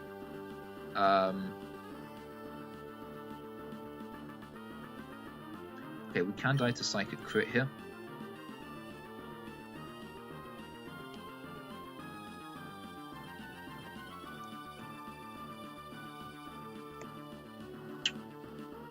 So what we can do here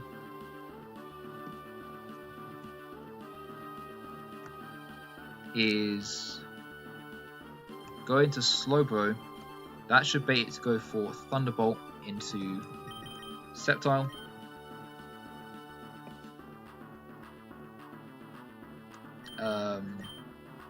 Which would X as kill.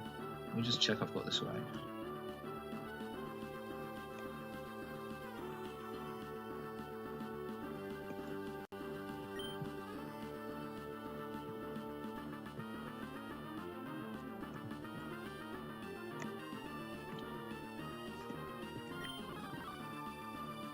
Sorry, not X as kill. It'll go for.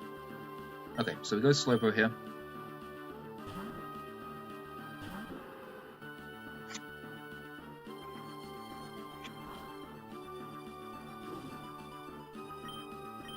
And this is always basing Thunderbolt into Lumberry Sceptile.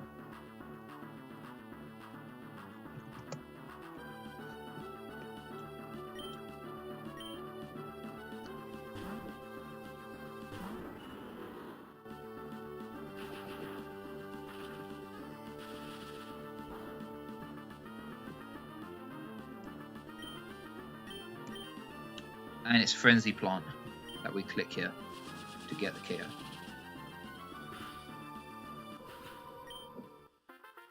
And that is Elite Four Phoebe defeated. Sorry, I had originally planned Exeter in my notes, which is why I was sounding a bit confused there.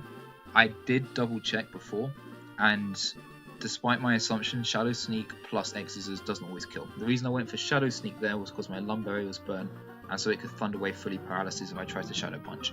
But that way, this was always guaranteed. Okay, freebie. Freebie down. So there's a definite bond between you and your Pokemon. I didn't recognize it, so it's only natural that I lost. Yep, I'd like to see how far your bond will carry you. Go ahead and move on to the next room. Okay, so that was kind of the warm-up, as you were. Not really any risks taken. The only one that could possibly have screwed me would be like double crit from Crobat, Air Slash, which was a 1 in 5/12 onto Ground Ball, as I tried to get to -3. And there's also some stuff where if I got crit by Gengar, I could be in crit range from Gardevoir. A couple of things there. Also, just a couple of misplays that I've generally made because my notes haven't been detailed enough. So I really need to get into the focus mindset for this next 3 trainers. Okay, this is where it gets exciting though. I like to think. So at this stage, we fully heal everyone. I can't think of anyone that would want to be pre-damaged or pre-slept here. Pre-sleep, of course, in this case would be a random number of turns anyway.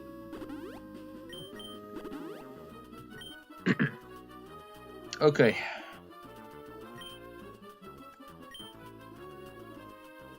So, it's very important that I get the setup for this next fight correct.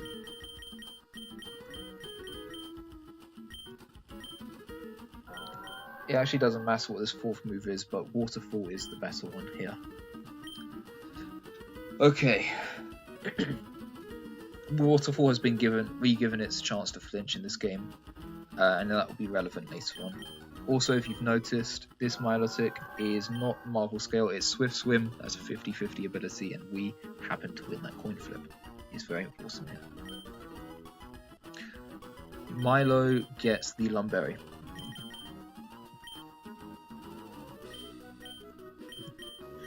Cheese doesn't do anything this fight, so Figgy is fine. You obviously need to keep the Leopard Berry. Oh, right. Speaking of Leopard Berry, let's go through and restore everyone's PP. Did Milo even use an attack this fight? No. Neither did Cheese.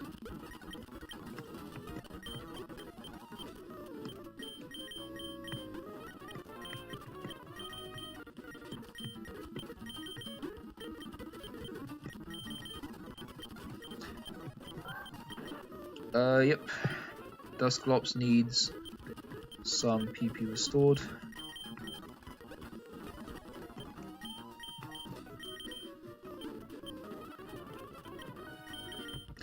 And of course, Vondas needs Air Slash and Aerial Ace restored. You want Frenzy Plant restored. And that's the only move you use there.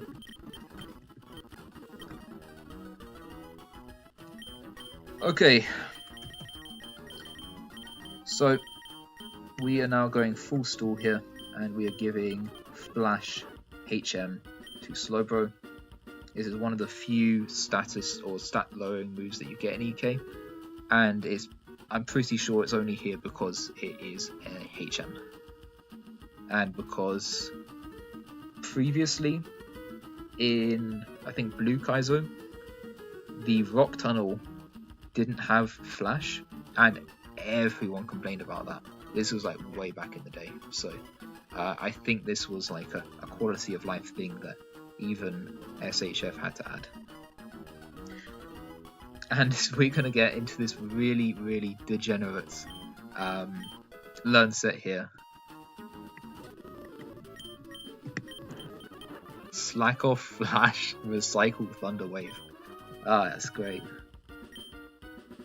Omar doesn't get any new moves. You don't get any new moves.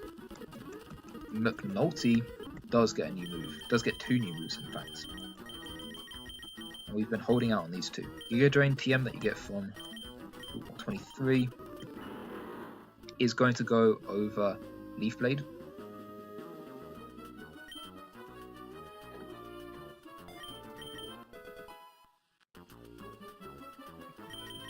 And TM05 Raw is going to go over Rock Slide.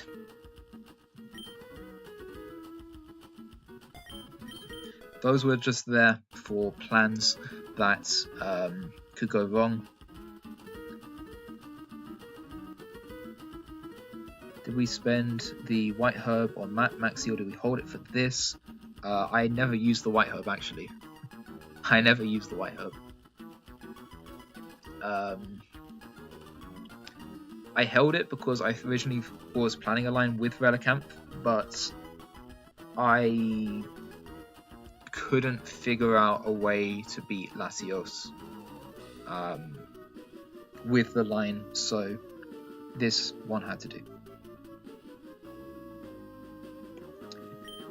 Yeah, there's going to be some cool stuff in this fight, and this is probably the most hype fight, I guess, because it's, apart from one bit in the middle, it's very fast paced, and it is just basically getting kills. Okay, you get Lumberry.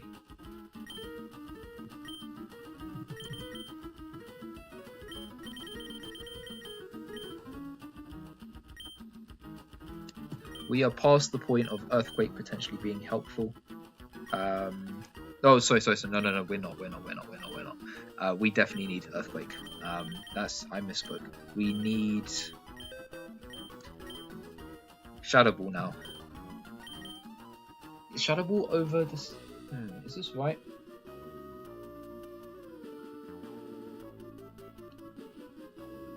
I'm just thinking of really far-fetched backups at this point.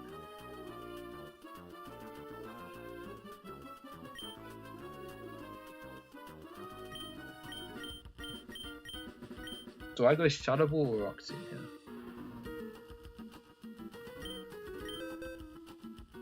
Because I'm gonna teach Rock Tomb later on. I think I just keep Dusclops the same. I think whatever it can do is not gonna be affecting this battle's outcome.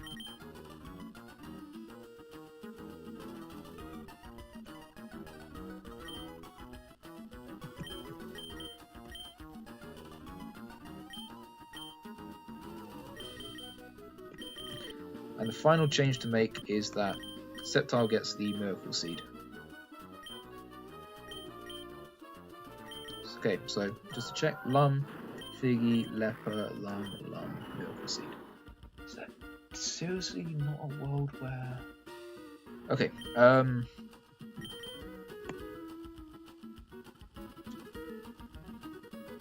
Raw Sep E4 just has to not throw to the dumbest mistake possible, just like 90% of the others do.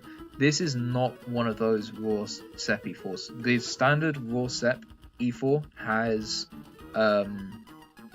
spike support from like Omastar or Quillfish or something like that. Usually Omastar. I do not have that because again I could not. I needed Milotic to support Dusclops and to beat the Latios on Drake. So I could not fit spikes on this team.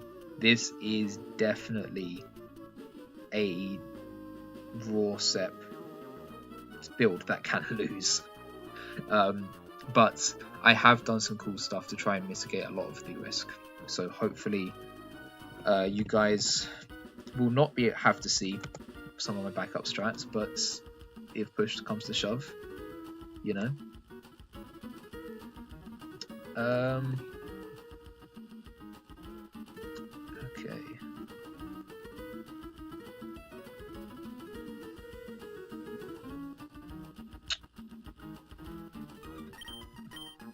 I am still considering teaching Rock Tomb though.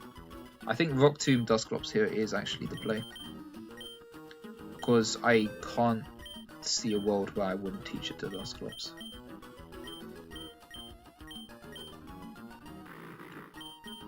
So it can go over Disable here, because I might need Disable. But I'm more likely to need it than I will Shadow Punch.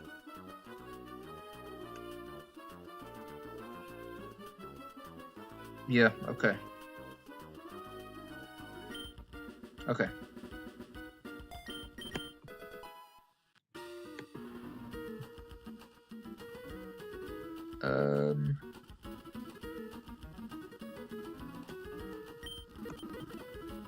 Let's go through everything again. Lum, any of the moves you want. Figgy, Leper, Lum, Miracle Seed.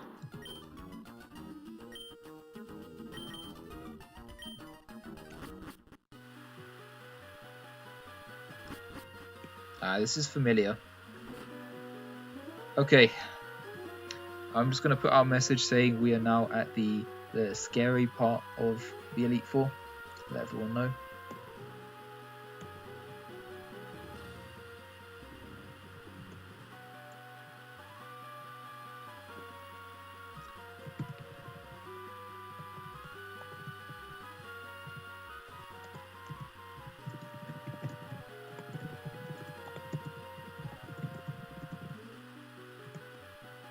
Because I know some people might not want to watch all the PP stalling that goes on.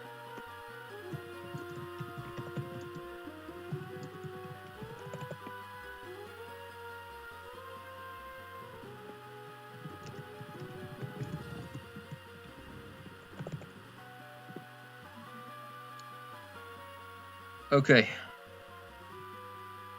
Now this is where it gets exciting, I guess. There is still, even the PP stall here has some fiction that can happen. If anyone saw Intercam's E4, we spoke before about this, and I really think that Flash is the play still, just because the sheer odds. Because like, since I'm usually okay, I'll explain it when I get to there. That would be a lot easier to do. Okay. Welcome, my name is Glacier of the Elite Four. I've travelled afar to hone so that I may hone my icy skills. But all I have seen are challenges by weak trainers and their Pokemon. What about you? It would please me to no end if I could go all out against you.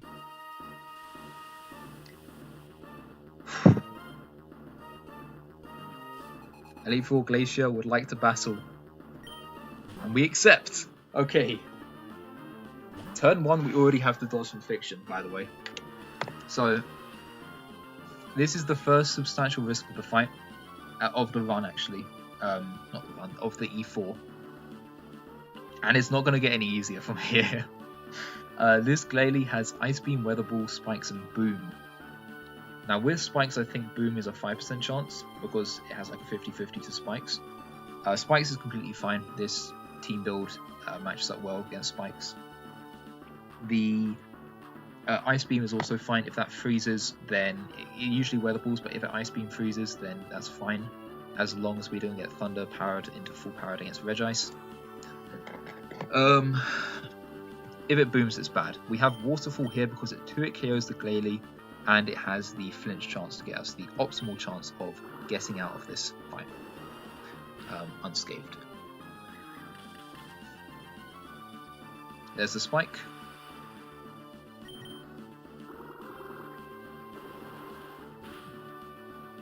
And that's Glalie down.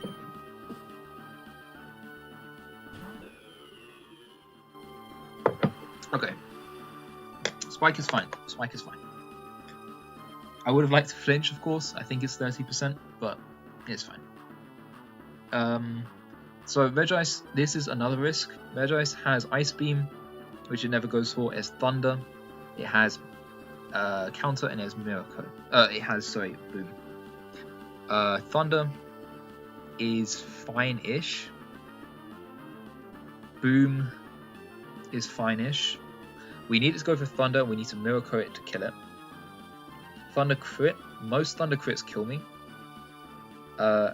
Boom crit kills me. But I live Boom non-crit. So the only lose con here is if I get crit. I cannot be powered into full powered because I still have my Lumberry attacks. Come on! Let's go! Okay. Okay, I would have died to that Thunder crit as well. Dewgong comes in.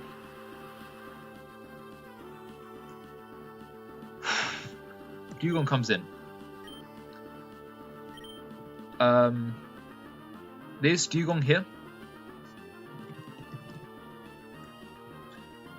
And let me just make sure I've got the right... I'm just in the calcs right now. This is always HP Grass. I know that much. It can be Drill Run because of high crit AI. But it doesn't see kill with HP Grass. I'm just thinking, should I go for Recover here? Because Recover can help me down the line.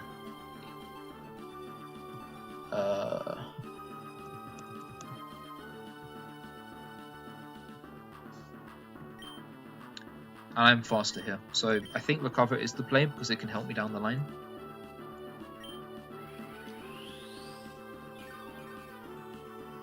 As long as I don't get crit. Well, if I get crit, I take just barely over 50%, so the max crit roll was 54%, so I was fine there. That helps a little bit for later on, and with some backup stuff. But now it's all up to Slowbro. It takes Spike's damage we never did to Maxwell HP Grass plus Maxwell HP Grass plus Spike. It looks bad, but this, trust me, this Slowbro, max damage it takes is 140. Okay.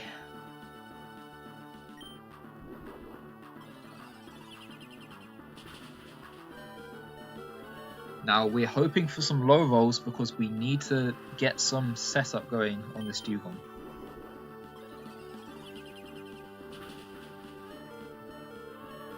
Essentially, we want to see 281 HP on this Slowbro, and we can do stuff.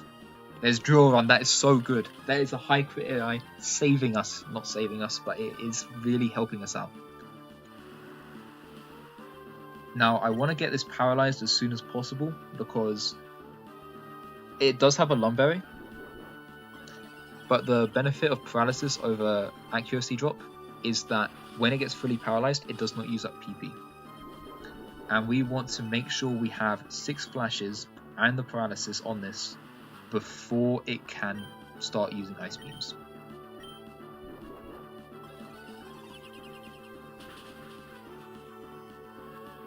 Okay, show me 281. Next time, show me 281. There's Drill Run! Oh, you beautiful beast. It gets a lot easier from here now. Until, of course, it runs out of HP Grass. That gets a little spooky.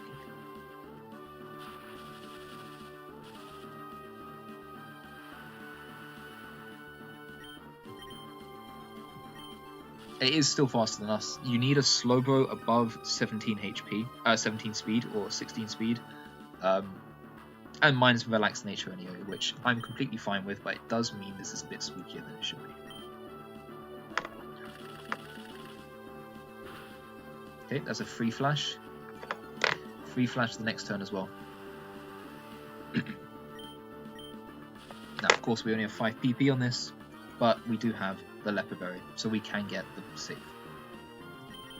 And the 70% accuracy doesn't matter too much. Okay, we're above 140, so this is still fine.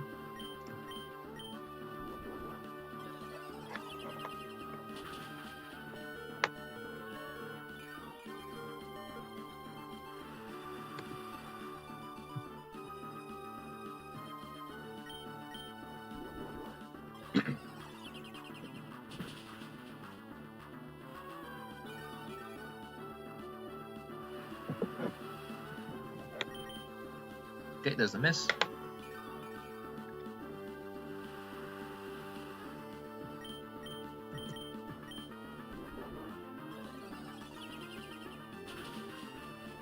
We will need to recycle the next one. But we set up 3. I think we've hit 3 out of the 4 flashes. We have that, which is really nice. HP Grass has 24 PP and it can sometimes use Drill Run and it can sometimes get fully paralyzed, so we get a lot of turns to work with to set this up. Another full paralysis, perfectly fine.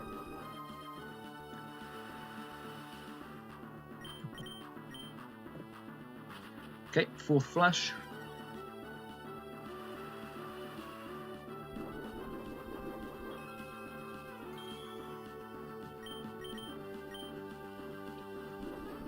That's paying off. Okay, let's just get these 6 flashes down and I will explain what I was talking about earlier with the whole being faster than Dugong and why that's relevant.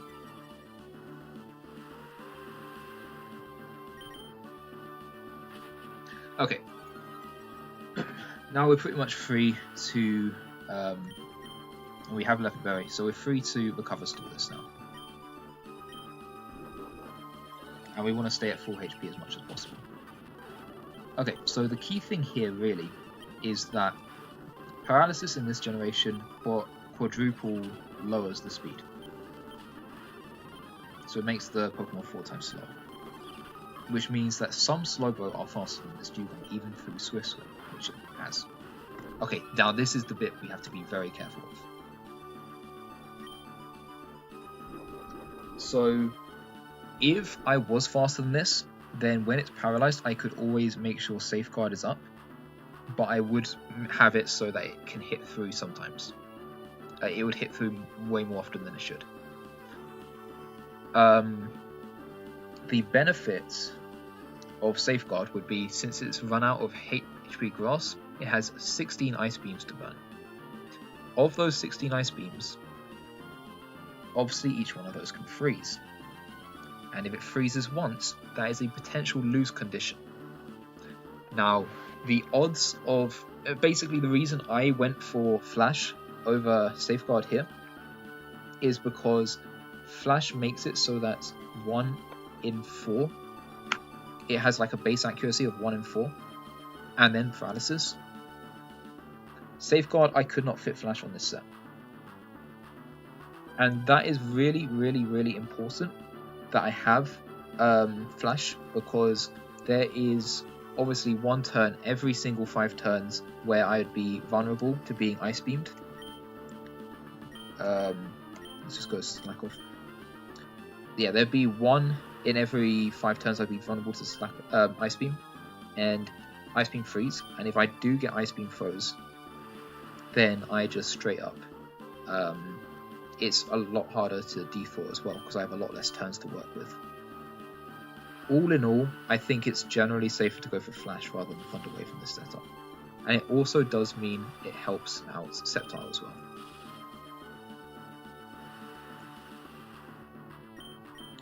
It hasn't used a single Ice Beam yet.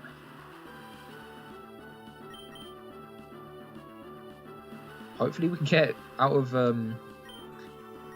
Surfs before Ice Beams. Is it waiting for me to have to recycle? Okay, I'm still at 4 HP. There's the Ice Beam. Don't do it. Okay. Okay. 1 Ice Beam down.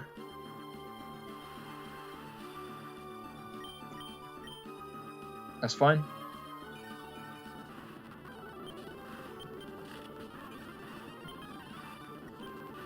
There's a second Ice Beam.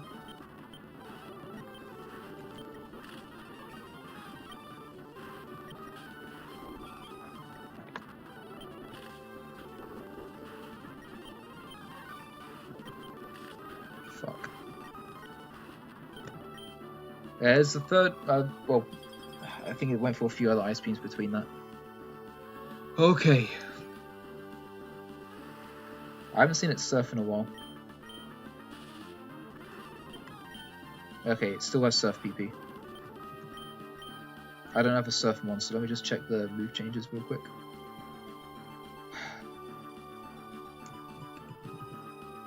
It's gonna run out. Okay, Surf has 24 PP. Ice Beam definitely has 16. I know that.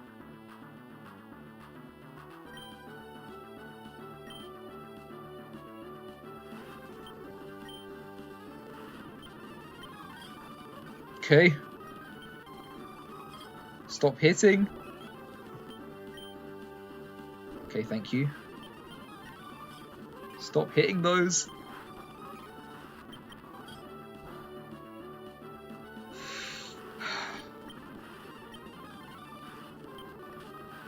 There's nothing that changes by not going as fast as I can, you know. Oh, okay. Okay, it's happened. Right. Okay, so one thing I can do here is I can give Simon a bit of leeway.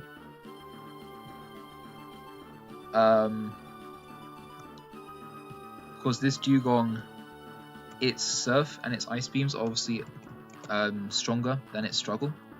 So I can go into Marlow here and stall some.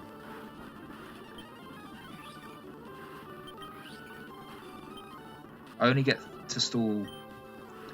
Okay, well, I'll just go for Ice Beam in the turns I can't cover. Actually, that's probably not the best. So I get to stall a few turns here.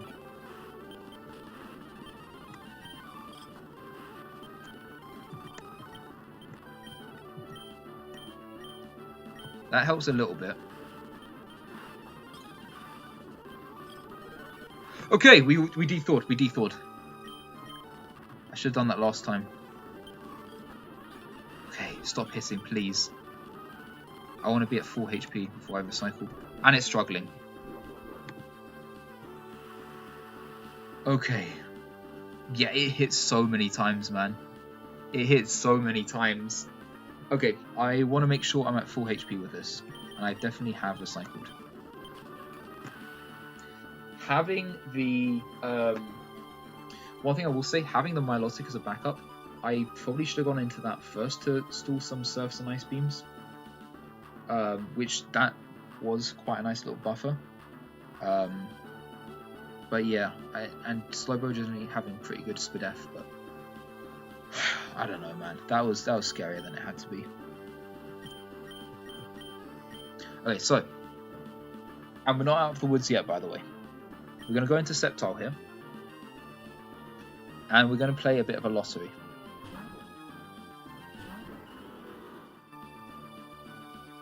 Struggle miss, that's fine.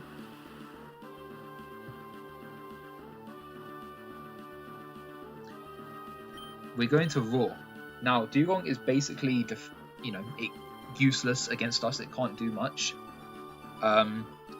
Glacier has 3 mons left. She has Swampert, she has Wailord, and she has Lapras. Swampert is the big prize. Swampert, we can one-shot with Giga Drain. And Sceptile is the mon we want to do that. Wailord is fine. My Slowbro can always beat Wailord 1v1. Lapras is scary. Because I have been holding a secret. This Sceptile, even with Miracle Seed, so it has Miracle Seed, even with Frenzy Plant, the 150 base power grass move, it only KOs Lapras 7/8 of the time. Now, Sceptile is quite nice to have for Drake. I do have a backup plan in case I don't get the range, but that backup plan goes very, very haywire if I do not get Swampert first. So essentially, this is... The loose con is I missed the range on Lapras with Frenzy Plant, and I don't roar in Swampert beforehand. 1 in 3 for this to be bad, plus the 7 and 8. That is less than a crit chance. Let's go for it. Struggle miss. It's nice. Waylord is fine. Waylord is fine. Waylord is the neutral option here.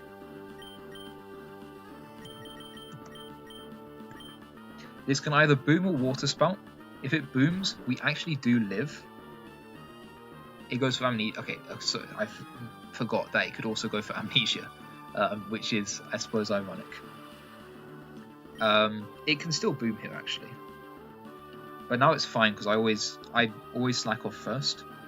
So because this Waylord has 1 base speed, it can boom, and I'm just gonna make sure that I have Leopard Berry. Yep. I might as well click a flash.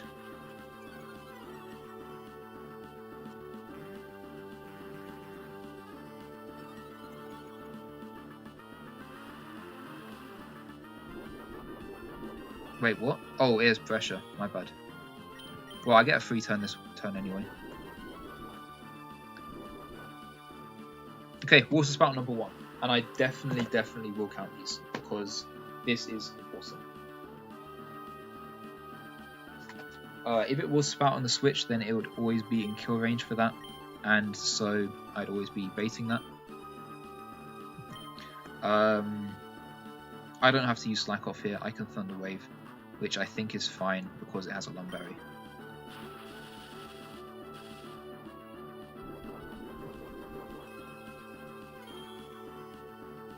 Okay, water spout. That's number 2. And it does hit. It will do a bit over half usually. But I live 8 consecutive water spouts, which is its total PP. Even if it gets max roll each time. Same roll actually. That is that's quite rare. We still have Leopard Berry intact. That is water spout number 4.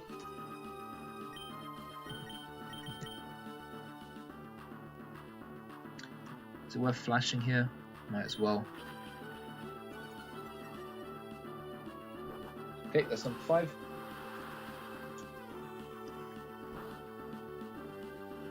And again, we're always faster. It's never going to kill itself on recoil because it only has 8 water spouts and Waylord has a lot of HP. Number 6.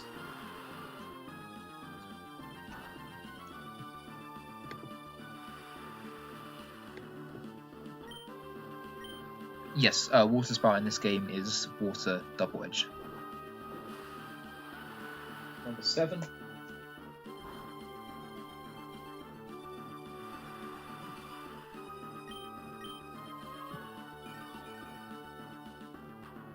Okay, and number 8. And the fact it missed is actually quite perfect. So now it's only going to go for Hyper Voice or Boom. We're going to go into Omar here.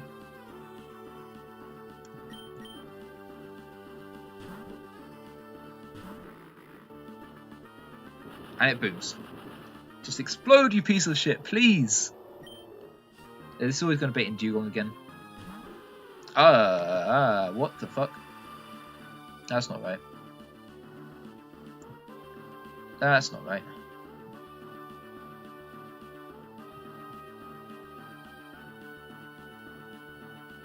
That's not right. Oh, fuck, that's overflow. That's damage overflow. Yeah. AJ caught it as well. Shit. Okay. So here's a fun fact. I need to dodge Hydro Pump. Crit. And hit the Frenzy Plant. Is that even a win con? I don't think that's a win con.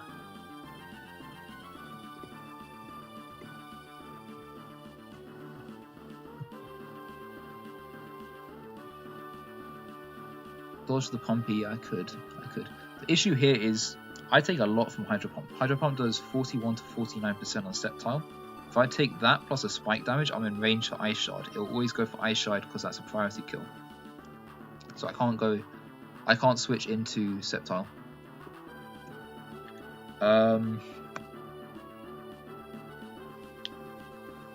The alternative is I go into Milotic and I take the Thunder. Because always going for Pump here. I go into Milotic and take the Thunder, and I can Mirror Coat. I have to dodge a crit, but I have gone full health for this.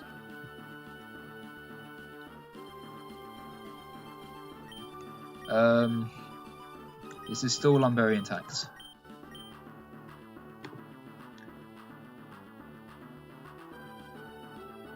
It won't kill the Lapras actually.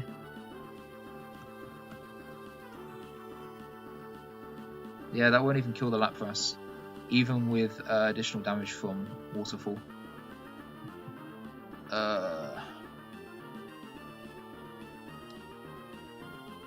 Shit.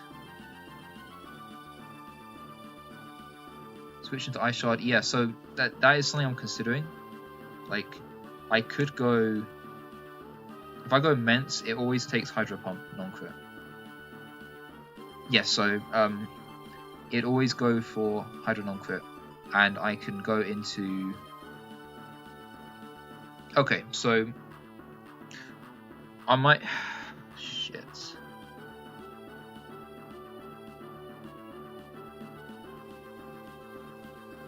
Okay. So what I could do here, yeah, I could go into Mence, bait the Ice Shard, assume I get hit by Hydro Pump. Then go into Milo. How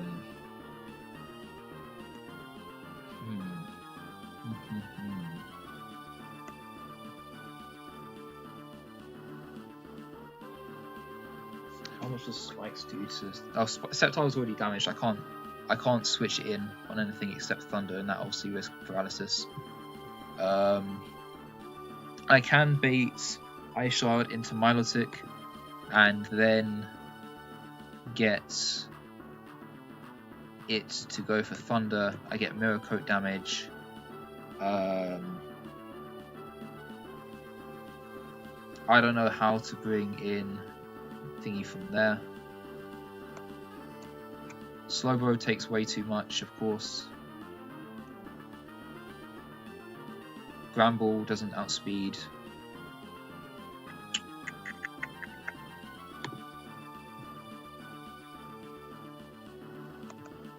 Omar... If Omar gets hit by Hydro Pump here, I don't get put in Ice Shard range ever. And it can be random move after, which is really bad. Because I was thinking I could get some Shadow Ball chip. I suppose I could risk 3 crits.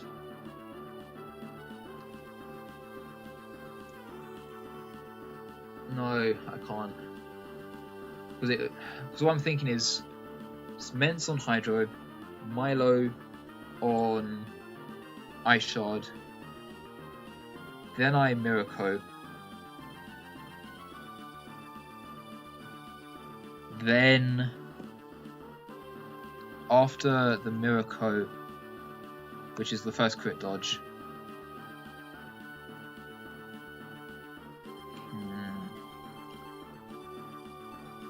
I'd have to go back into Mence, bait Ice Shard into... I can't do that either.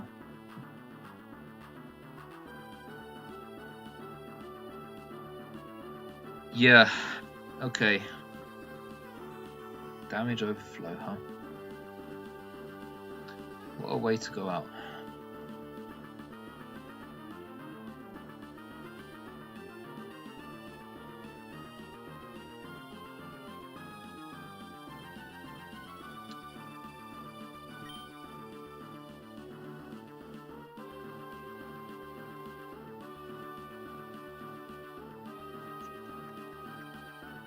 There's still a Swampert in the back as well.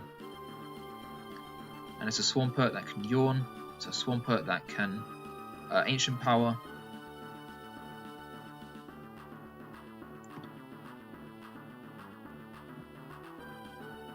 There's also a dugong in the back though. Okay, that's a good point. There's a dugong in the back. So I think most of the time dugong will come in before Swampert, because there won't be any more damage overflow shenanigans. Yeah, the only thing I can... Dusclops does live a hit, and it can Shadow Ball. I'm mostly dodging either just raw Hydro Pump or Hydro Pump crit.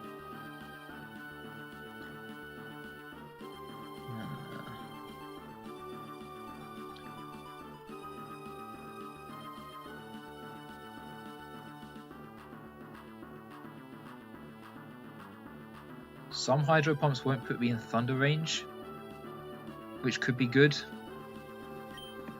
I think this has to be my play. Okay, I don't have Shadow Ball. I need to check that this is definitely enough.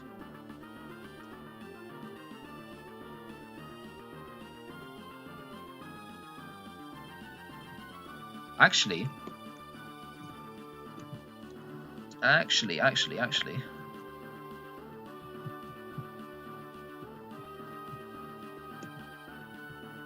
Okay. This has potential. I have potential here. So, one thing I can do, if I Rock Tomb here, I dodge crit or Hydro Roar, then I should usually be out of range of Thunder.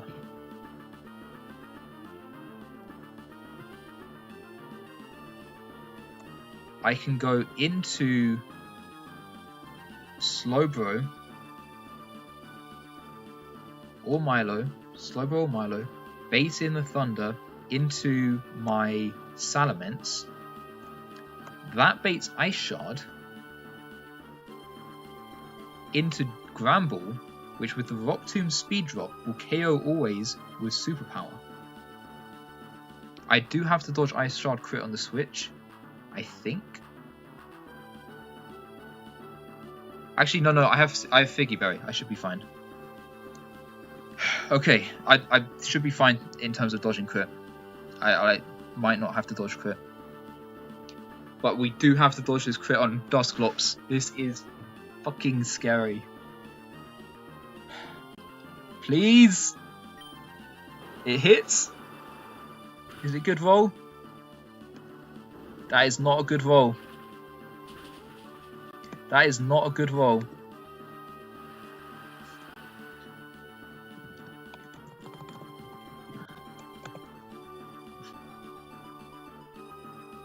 What were we at before? 280?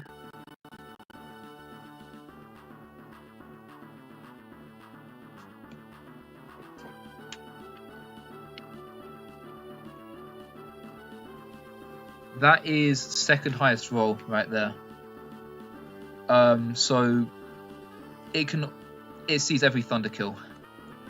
It sees every Thunder kill.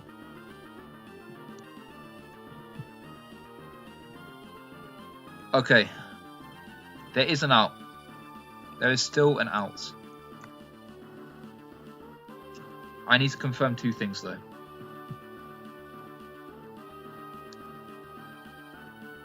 Gramble definitely baits Dugong. Milotic takes every attack, even after Thunder and Spikes, it will bait Thunder again. Or if it gets Thunder crit, it has a chance to live even that plus Spikes, and it could bait Ice Shard. We have to assume the best, of course.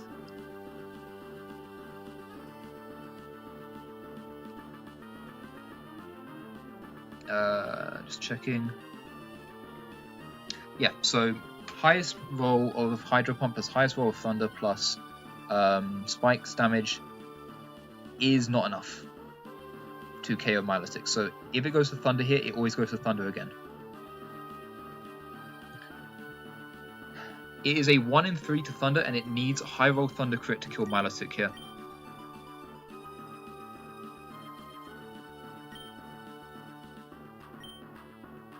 Please. Please. It can never Ice Shard, I don't think. Fuck. Don't do it. Okay. That's fine. That's fine. It's still always Thunder. No, that's fine. That's fine. That's fine. That's fine. It's still always Thunder. Thunder into Vondas. We always live this. We always live crit.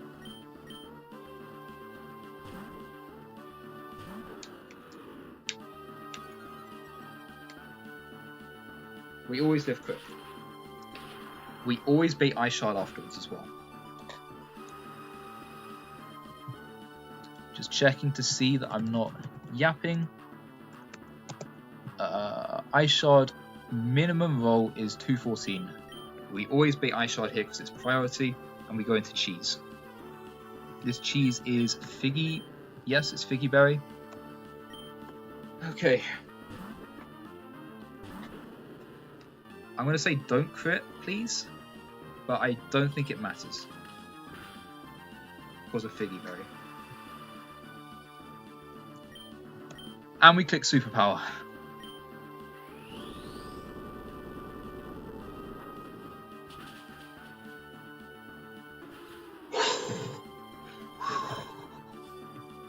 Okay.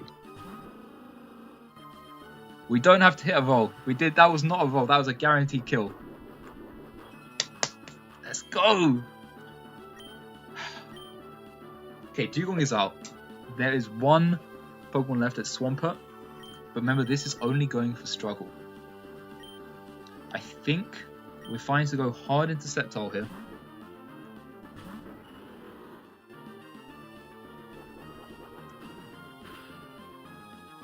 And Giga Drain.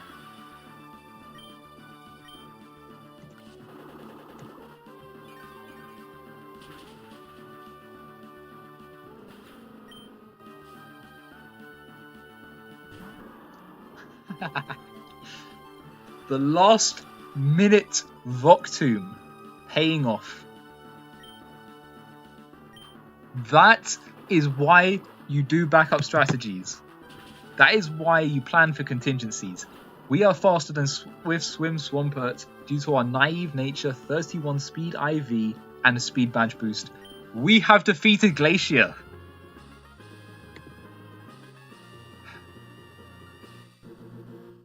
The steer is indeed completed. You and your Pokemon, how hot your spirits burn, the all-consuming heat overwhelms. It's no surprise that my icy skills failed to harm you.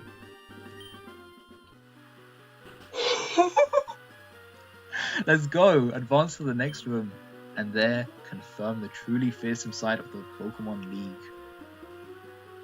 She's not kidding. This is a scary, scary, scary last two members. But we are out there with 6 Mons.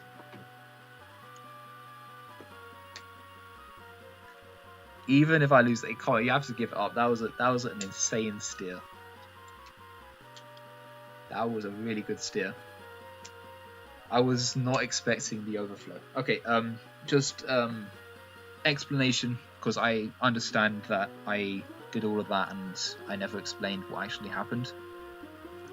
So basically, the reason why that happened was Dugong was always supposed to come out on Dusclops, and it was always baited by Wailord. By normal switcher. That's phase 2 because it is the next mon in team order that shares a move with Wailord. So Dugong was always meant to come out, and Dugong of course is just going to struggle.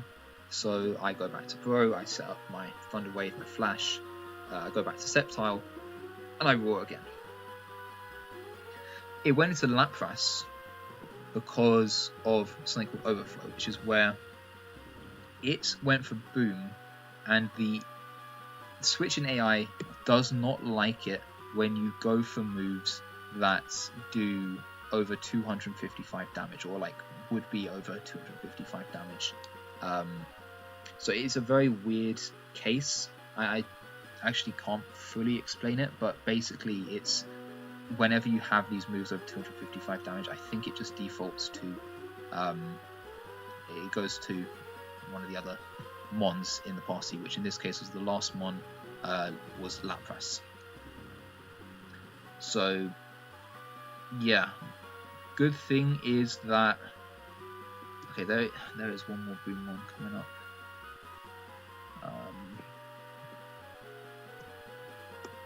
But Drake, we should be fine. Defaults to last one team while it's still alive. Yeah. So let me just check something.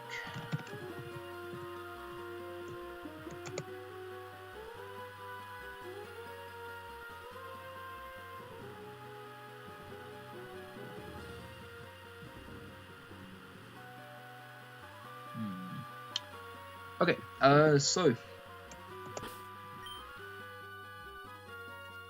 now sometimes, I'm sure everyone here has seen the Pichao Emerald Kaizo Elite 4, where he makes sure that his Slowbro is slightly damaged to do some Draco stuff with Kindred's elements. We're not going to do that. He actually wants, well, no, sorry, that actually was a pre-damage I wanted to do, which was to put Slowbro at 313, but I didn't take enough damage in this fight for that to happen. So I should have switched into that before I switched into Sceptile. But that is just dodging in Insane Fiction, so I should be fine. It's to do with the Dragonite 1v1, but yeah. We're about to beat Riley with his beats. True. Guitarist Zinteni is about to show up.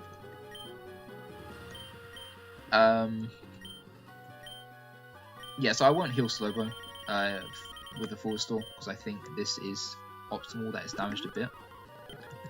But it's really frictional, the thing we're going to dodge. And we're just going to heal everyone else.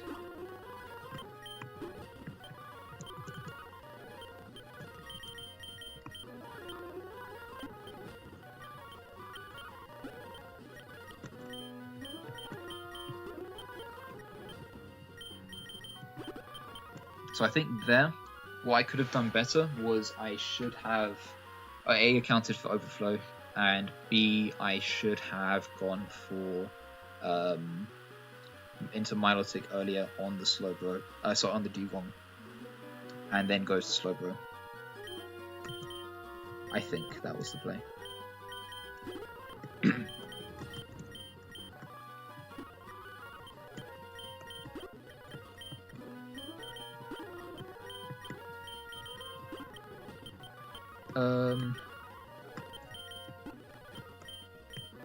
I don't think he used any other moves. He didn't use any moves.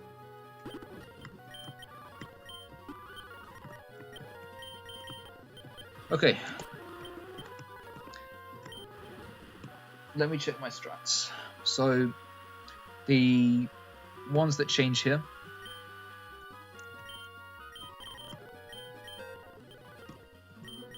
We're going to teach Focus Punch to Dusclops. This may seem insane, but there's a good... Actually, wait, no. No, we can't. Wait. Is it... No, I need Rock Tomb on this. Sorry, I can't teach Focus Punch. Because I need every other move. Sorry, I got confused there for a second, because I need Rock Tomb for a mon on this team. I need Earthquake Lace for one, and I obviously need Shadow Spore and Shadow Sneak. Say goodbye to Disable. You didn't do anything. Focus Punch was something for the Tyranitar, but it really doesn't matter. Because we're not going to need it.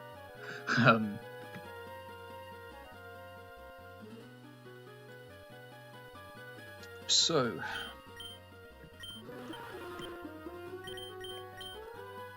And we need to update the Slowbro moveset. You get Ice Beam. We can't replace Flash. We can replace Recycle. There's no more PB stalls in this league. Yes, we don't have Rage Mens, unfortunately, so we can't do that. Which would be a T-Tar stall. I'm just trying to think if there's anything else I can bring that would help here. I don't think so. I think it's just Ice Beam.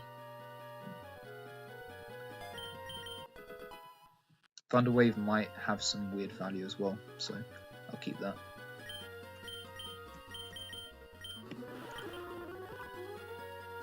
Otherwise, I think everyone has the movesets they want. Ah, I forgot to teach, get Draco TM for Salamence, so no. We are going to put the Wiki, not Figgy Berry, onto you. You can hold a Figgy Berry. You can get a Figgy Berry. Where's Dusclops? Is that Shellbell? It doesn't actually say. It does say Shellbell. Yeah, and that makes sense.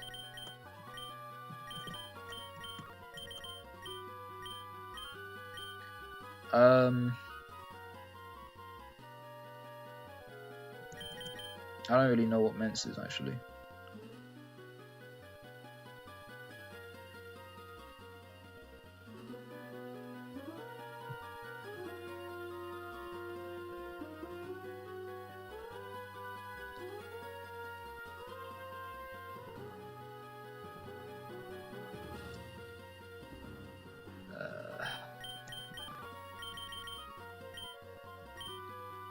I can't be. I don't think status is a thing here.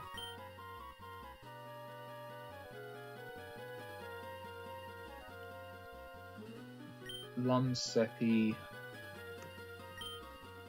No, Figgy makes more sense.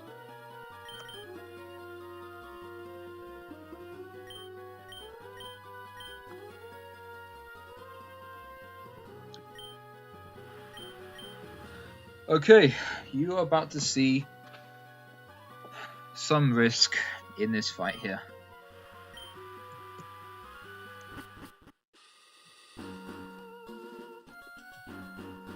So, I'll get right into what's going on here. Drake is our next opponent, and as most of you probably know, he has the infamous double Soul Dew Latias. He has an insane team with both Soul Dew Latios and Latias, a Intimidate Tyranitar with Dragon Darts and AP, a Salamence, a Kingdra, and a Thick Fat Dragonite. This is not an easy team to take down at all. In fact, it is probably, I think it's widely considered to be the scariest single battle in the whole game, except for probably Maxi 2. But of course you're doing this under E4 conditions, so... So the lead, there's basically no guaranteed way to beat Latios unless you have a faster one, such as Swellow or Slaking that can one-shot it, or if you have exactly max special defense Snorlax or some shit. Because nothing lives Soul Dew Latios Draco crit. Draco in this game is 120 base power, so it's not like Sterling Silver Draco, which is insane, but it is still massively threatening coming off of the Soul Dew boosted Latios. There's very few other reliable counters to this, so most people do just generally risk a crit on this, and that's what I'm going to do. I'm risking a crit on Milotic here to go for the Miracle. There is no crit rolls I live. There is no way of softening the blow here. This is do or die. And we're going to be risking some other stuff later on, and there's going to be a couple deaths, just to warn you in advance. And let me just check everything one more time.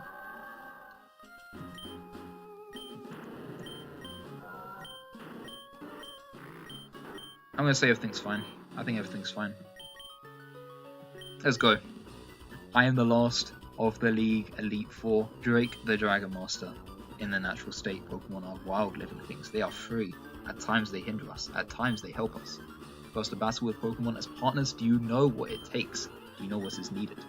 If you don't, then you will never prevail over me.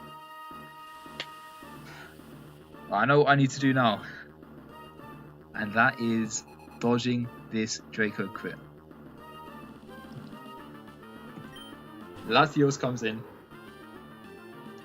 Face down, Marlowe's icy stare. We want it to be one way. Can we live this Draco? Let's lock in. Please. Give me this.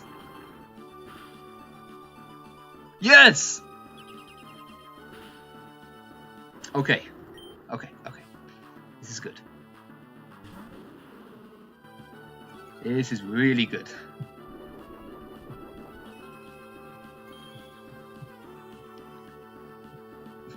So Tyranitar is in.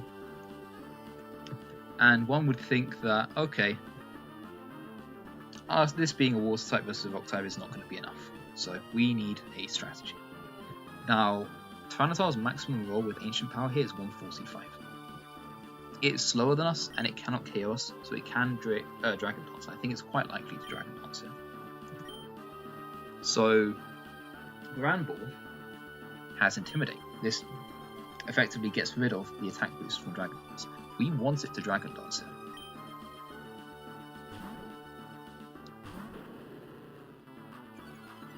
Please? Okay, Dragon Dance, that's fine. Okay, so there's a few things that can happen here. It can either Dragon Dance again, because it doesn't see a KO. It can Ancient Power, which is its strongest move. And if it Ancient Powers, crit is bad, because some crit rolls can kill us, straight up. Or it can AP Boost. And AP Boost is not that bad, because this Granbull is Brave, 25 attack. It's almost always KOs Tyranitar through its AP boost. It's an 81% range, which is not ideal, but of course it has to actually AP boost for that to happen. So we're not, and if it does AP boost, then Sceptile always outspeeds and always KOs, even at +2 Tyranitar. So let's lock in. Dragon Dance here is ideal. The Ancient Powers, don't crit please. Okay, let's go. The item here really doesn't matter, by the way.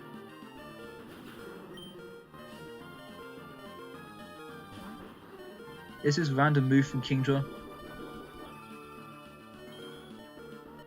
Now, we could try and save Cheese here, but it really doesn't matter, unfortunately, because there's just too much risk involved. The save would be going into Milotic here, but if I get Draco crit on the switch, I die.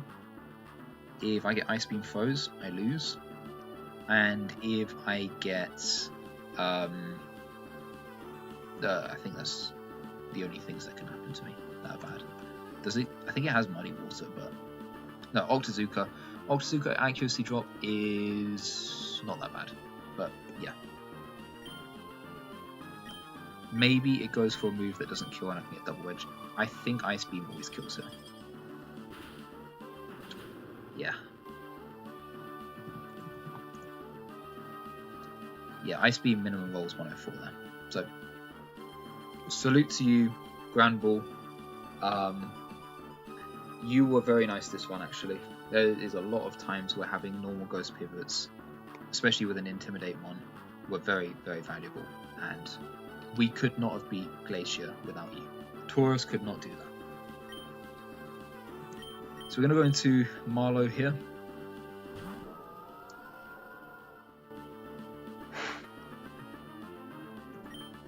So, here is the situation. Milotic is faster than Kingdra thanks to the Badge Boost, even though we have like 6 speed IP. This is minus speed Kingdra, so we are faster. It always goes for Draco. Now, it doesn't necessarily kill itself in recoil, but it's probably going to crit at some point, so it probably will. We want to track the amount of damage it does each time based on the recoil we take. So I'm going to actually take my time with this, and I'm going to calculate this each time. So recover each time is going to restore 165 HP, which means that we are going to be at 314 health. and we're going to see how much damage we do. Now, Draco max roll is 35%, so it can theoretically kill me here if it gets multiple crits in a row, but the fact that we're faster and we get the recover off first should give us a bit of a buffer.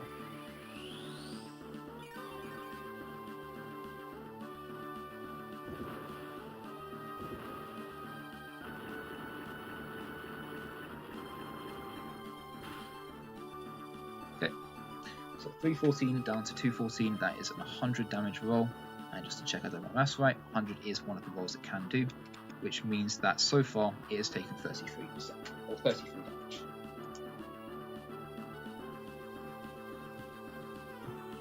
Obviously we're going to get to full HP on this one, so it's going to be 331.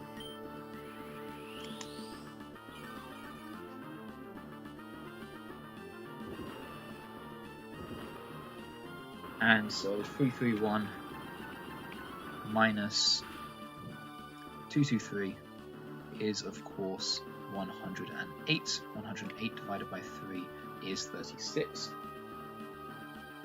So, and I'll be subtracting this from its max HP. Basically, the maximum damage it can do with a Draco Meteor is going to be 234, which does 78 recoil. So as long as it's above 79, it's not going to kill itself. Okay, so far, is at 222 health.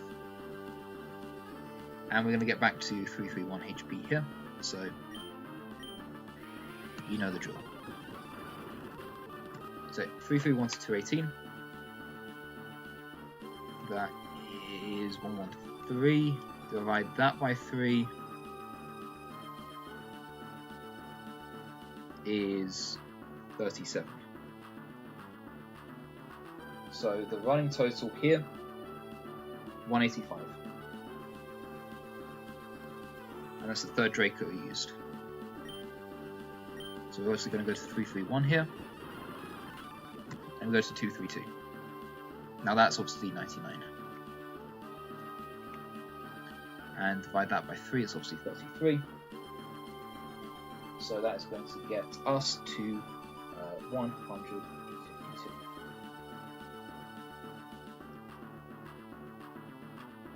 Okay.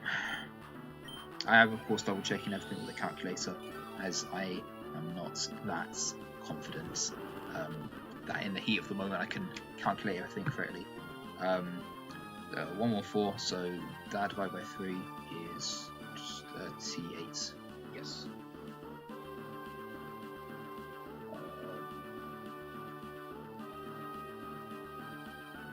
114.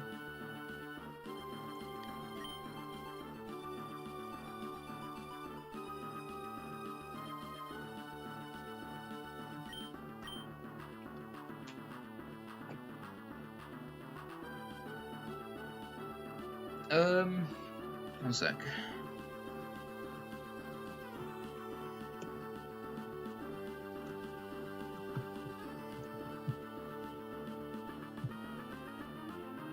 I should have taken the last one. Because what I need to do now is... No, this can be fine. This can be fine.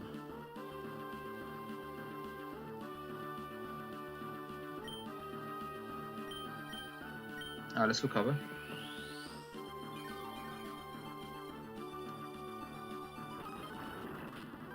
Okay, 223.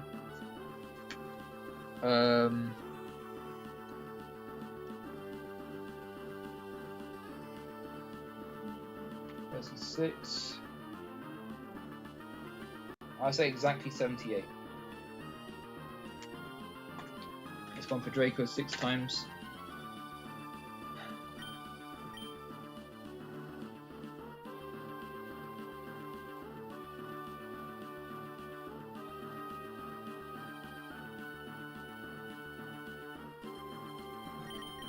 I think we go Sceptile here, actually. Okay, so here's what's going to happen next.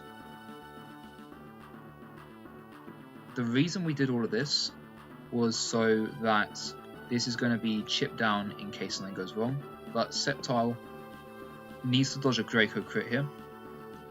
and it's not going to change too much. But basically, we need to kill the Kingdra with Sceptile to bait in Latias early. Okay. Please do not be crit.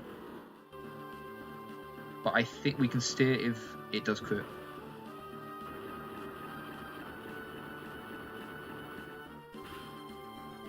Okay, that's fine, that's fine.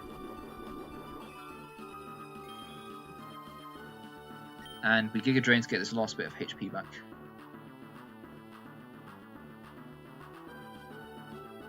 Is that ever not safe? One sec. Yeah, no, that's safe.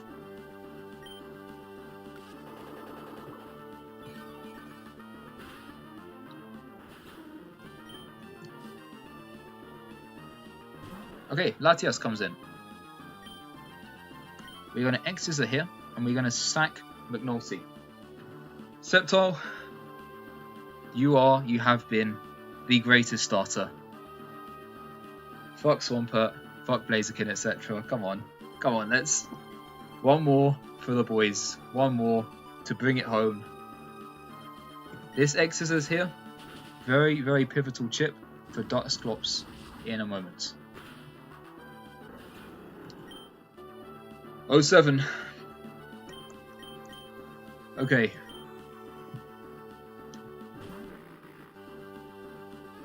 So Dusclops, this needs one...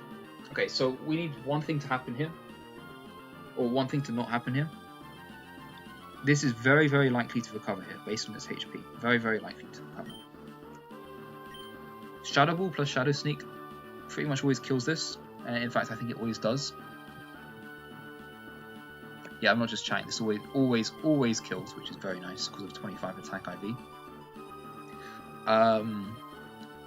It's very likely to recover. If it doesn't recover, it can Calm Mind or it can Dragon Claw. We need it to not go for random move Dragon Claw into crits. There's Dragon Claw. What? Come on, don't crit. That's fine. That's fine. The reason we didn't go for Sneak there was because it was likely to go for Recover. Which means we have to dodge yet another crit, unfortunately. Well, do we? Yeah, unfortunately this is quite a scuffed, but this is always going to be Draco Meteor. We need to get this Rock Tomb here so that Marlowe lives, so that Marlowe can outspeed an Ice Beam. I don't know why it is so likely to recover, so likely to Calm Mind instead of Dragon Clawing, but we have to dodge this crit here and get this Rock Tomb off. Please?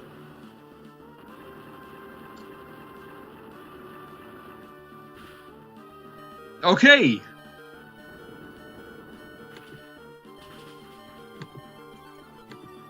Okay. So, this is nice for one reason. We are now in range of every attack. Flamethrower, lowest roll doesn't kill, but every other Flamethrower roll kills, every Earthquake roll kills. Earthquake and Flamethrower, those crits don't kill Milotic. Some Draco crits don't kill Milotic. I think all Air Slash crits kill Milotic.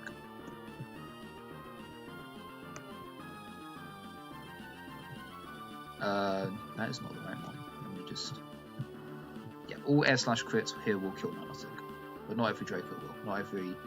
And Earthquake and Flamethrower never crit kill. So, this is the final hold of the fight.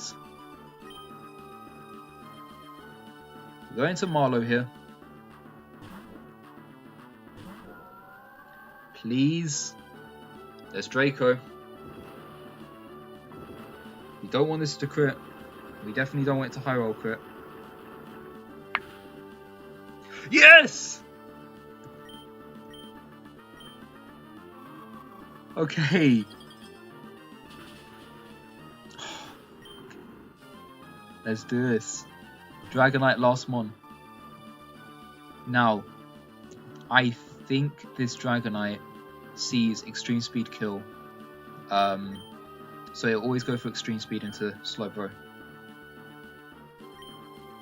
Slowbro eats this up. Yum, yum, yum. This takes nothing from this extreme speed.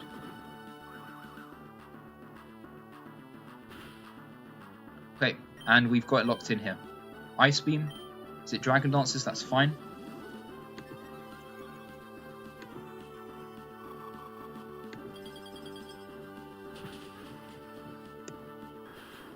And we crit kill! Okay, that was always a guaranteed 1v1 win, by the way. But that is so good. We are going to Steven. Superb, it should be said. Oh my god. This is so good. Alright. He said the thing, he said the thing. Okay. You do seem to know what is needed. Yes, what a trainer needs is a virtuous heart. Yeah, alright. Go onwards, the champion is waiting. That's the bit I wanted to hear. So, rest in peace, Granbull, rest in peace, Sceptile. You guys could not have made it this far without those two. And it does not get easier from here, by the way. This is a very, very scary Steven fight still.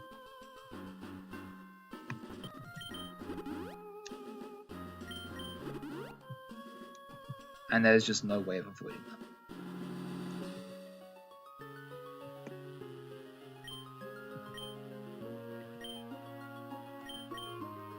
Okay.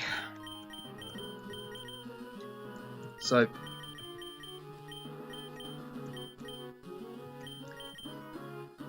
there's no way we run out of PP on anything. Well, I guess there's no reason not to restore PP on everything, is there?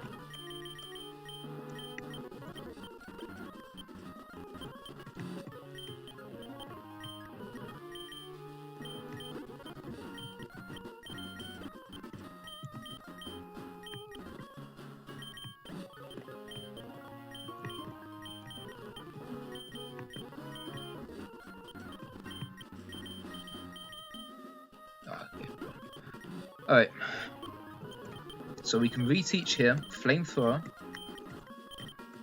where's Flamethrower? Here's Flamethrower, onto Vondas, over Aerial Ace, Flamethrower onto you, over, I think we go over Thunder Wave, yes, and we go Surf, we lock Surf in, on you, and we lock Surf in on you because there's no reason not to go for it anymore. We're not clicking Ice Beam on anything, so no reason not to have that stronger damage move. We're going to go for Charcoal on Vondas, Lumberry on these two,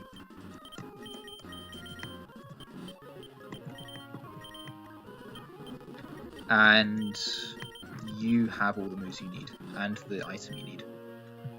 Okay.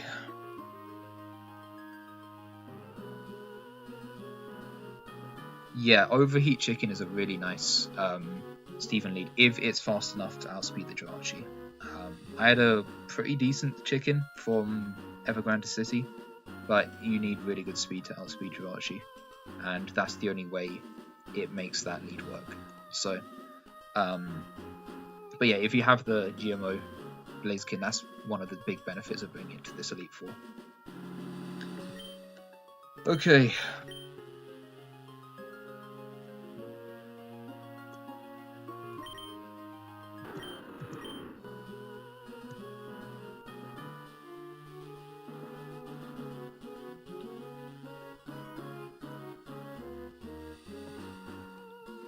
I think there's honestly nothing else to say.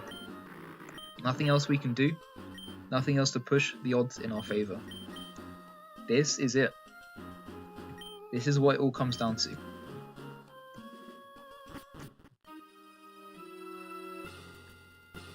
The lights are going to start flashing as we make it to this final point here. Thank you everyone who has come to watch the stream. And now we decide who the true champion of Emerald Kaizo is. Me or this fraud Steven.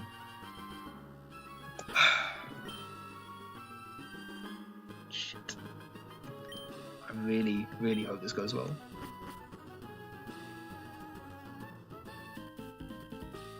Welcome SMV. What you see before you is the champion reclaiming his title. I am fortunate to bear witness to these events unfolding. You overcame all difficult situations by working as one with your Pokemon. I knew you would make it here one day. What did you feel, meeting so many other trainers like you? What has awoken in you? I want you to hit me with it all. That's it, right? The time has come. Which one will triumph as champion? Let this glorious battle begin. Steven! So, yeah, time for Wallace, guys. He fights you. Nah, he fights you right after this. Trust. Okay, so it's a pretty common lead. There's one thing I'm starting to doubt, but basically this Metagross here, he likes to go for agility turn 1. That's fine. We can crit here. That's also fine. Flamethrower will always put it under 50%. There's agility. Burn doesn't matter as Lumberry. Basically everything has Lumberry, except for the Latties and Crobat. This, because of the AI, has a 75% chance to boom here, which is fine. Usually I've seen a lot of people do is switch directly into Dusclops. I do not have that privilege. I cannot risk it going for Meteor Mash here because Dusclops' HP is so valuable in this fight. And because I don't have... He goes for Meteor Mash anyway. Don't crit. First of all, don't crit. Okay, I feel vindicated now. I do feel vindicated. And that baits in Starmie. So, here is the situation at hand.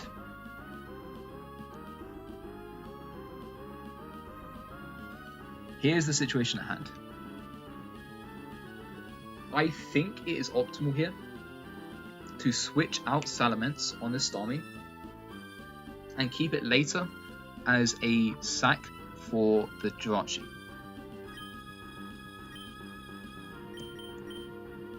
Instead, I am going to go into Marlow.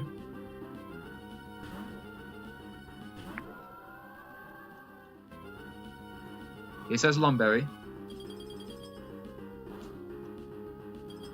Okay.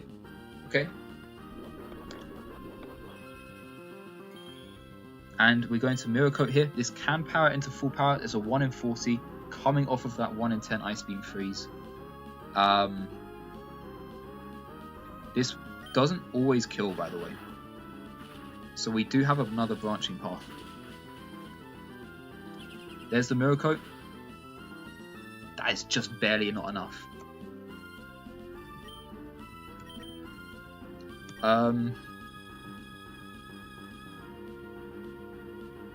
Okay.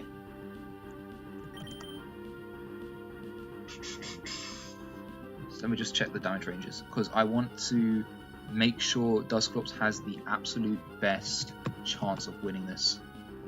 This is pretty good so far.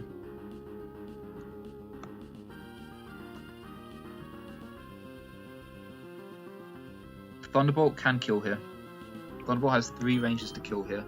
I don't need to kill this Starmie with Marlow. In fact, it would be more optimal if I died here, I think.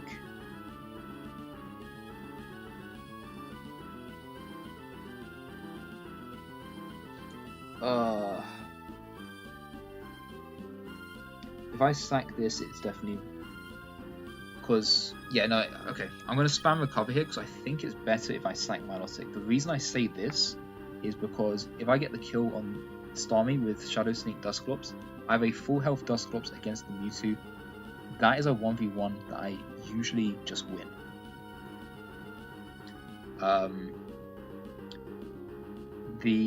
And then it kills the whatchamacallit. Kills Deoxys. It gets chip on Jirachi. Salamence gets chip on Jirachi. Slowbro, it has the Lumberry, and it then beats the Aerodactyl in the back. So please kill me with this. I'm going to spam recover until you do that, or something happens where I die. Okay, that's perfect, that's perfect, that's so good. That is so good. Don't play around, man. Okay, thank God. Rest in peace, Milotic. You were an absolute trooper. The amount of crits you dodged is insane. It's actually not that many. It was 2, but you know, it feels like a lot. We Shadow Sneak here. Starmie down. This is definitely not over, by the way. Mewtwo has the ability to fuck me over. This Dusclops has very, very, very bad special defense. We have a bit of leeway because of the Shell Bell, but we have to dodge high roll crit on one of the psychics, and basically double crit is also lost. Spadef drop we can win against, assuming no crits. This is the one thing standing between us now. Shadow Ball plus Shadow Sneak is an 18% range, by the way, so there is also that out. But we do need Dusclops to win this 1v1 to KO the Deoxys. Come on!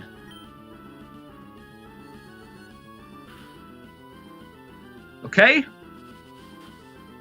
Defense drop would be so good here. Yes!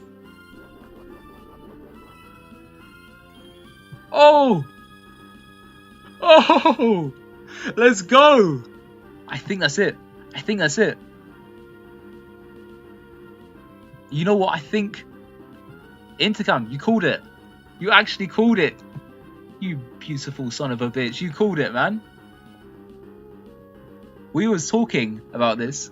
He said, imagine if you get the defense drop on Mewtwo like Pichao. Oh my god. Shadow Sneak. Boom. It's down.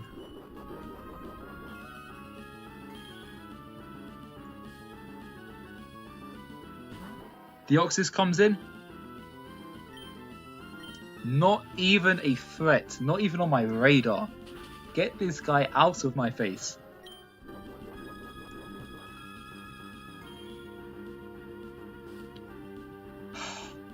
Jirachi comes in. And I think we've won from here. Because Jirachi can never Meteor Mash crit here. It obviously can, but it can't Meteor Mash crit kill me here. Meteor Mash crit max damage does less than 200. It does 192. Sorry, 188. So we always get the Earthquake chip here. And I didn't... Oh, what?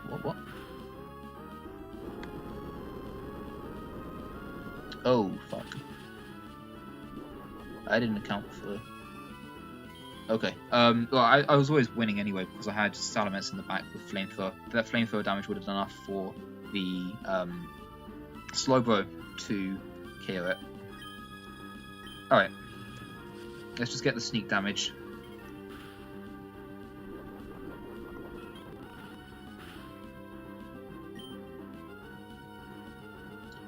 I am going to let Dusclops die here because I don't want this out when Aerodactyl comes in.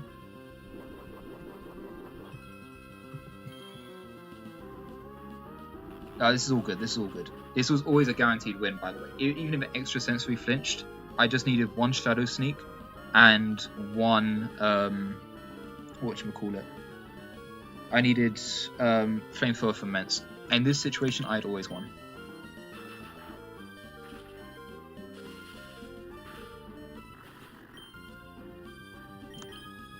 So dodging the 40% extra sensory flinched wouldn't have mattered.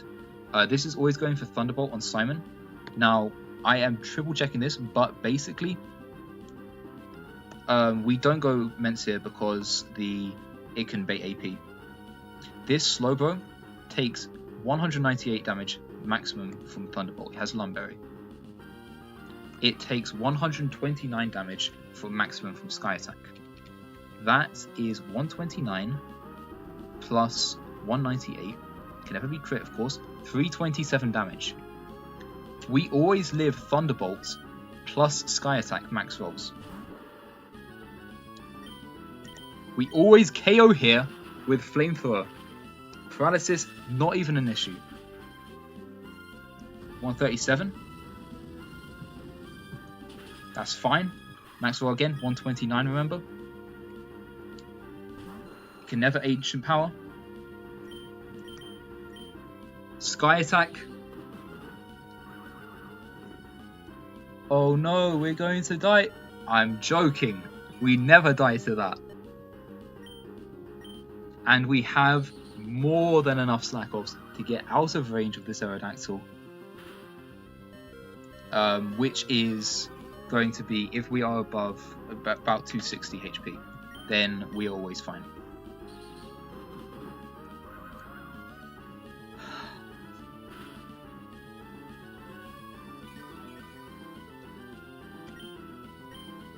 This is it! With Salamence alive, Salamence saved. One surf. And we crit anyway. Let's go! We beat Emerald Kaizo!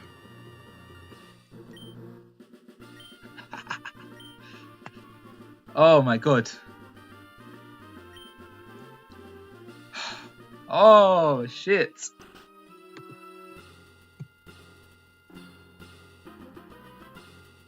You saw it here first. You all saw it here first. Damn. I didn't expect it to be 2-1s at the end either. That went a lot better than I was fearing. Honestly.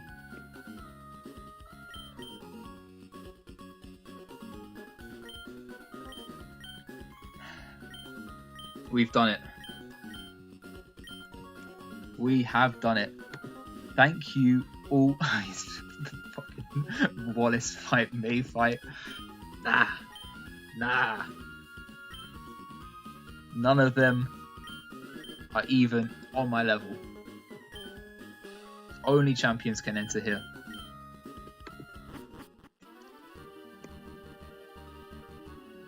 Okay. 3 hour E4, yeah. Honestly, it's just under sub 3 hour.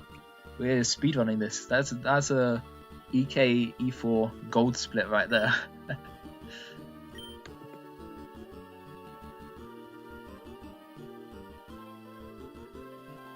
Honestly, shout outs to shout outs to Intercam, of course. Not only for calling that insane defense drop on the Mewtwo, but also for helping me out with some general tips for the game and for this team. He edited a quick check over, but I do appreciate any support nonetheless. I also want to give a shout out to the general, just all the Nuzlockers that I've met, really. Just to give a bit of background, I'm not going to go into like a sob story or whatever, but when I first started Nuzlocking, it was, and I'm sure this is the same for a lot of people, it was following Pichow's Emerald Kaizo videos and like Flygon HD's monologues and whatever. And back then, I had beaten one Nuzlocke of Fire Red Leaf Green that I found on a website. So this was my end goal. for nuzlocking, and I've done it in 4 attempts. So, show scripts. Yeah, there's no scripts were active, of course. If you want to, I can show the save, of course, but there were some really cool mods here, and some really scary moments in this run. But this was definitely one of the most fun I've had in a Nuzlocke. Where's the documentary coming out? Yeah.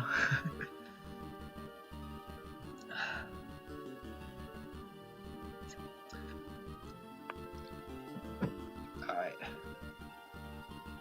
Thank you, everyone. Thanks, Rose, Carla, AJ, Verse, Jude, Mailman, Sandal. I think that's Hot Rods, Ross Peckerface. Thanks, Gabriel. I'm not too sure who you are in the Discord, but I appreciate you coming here nonetheless. Thanks, Kaylee.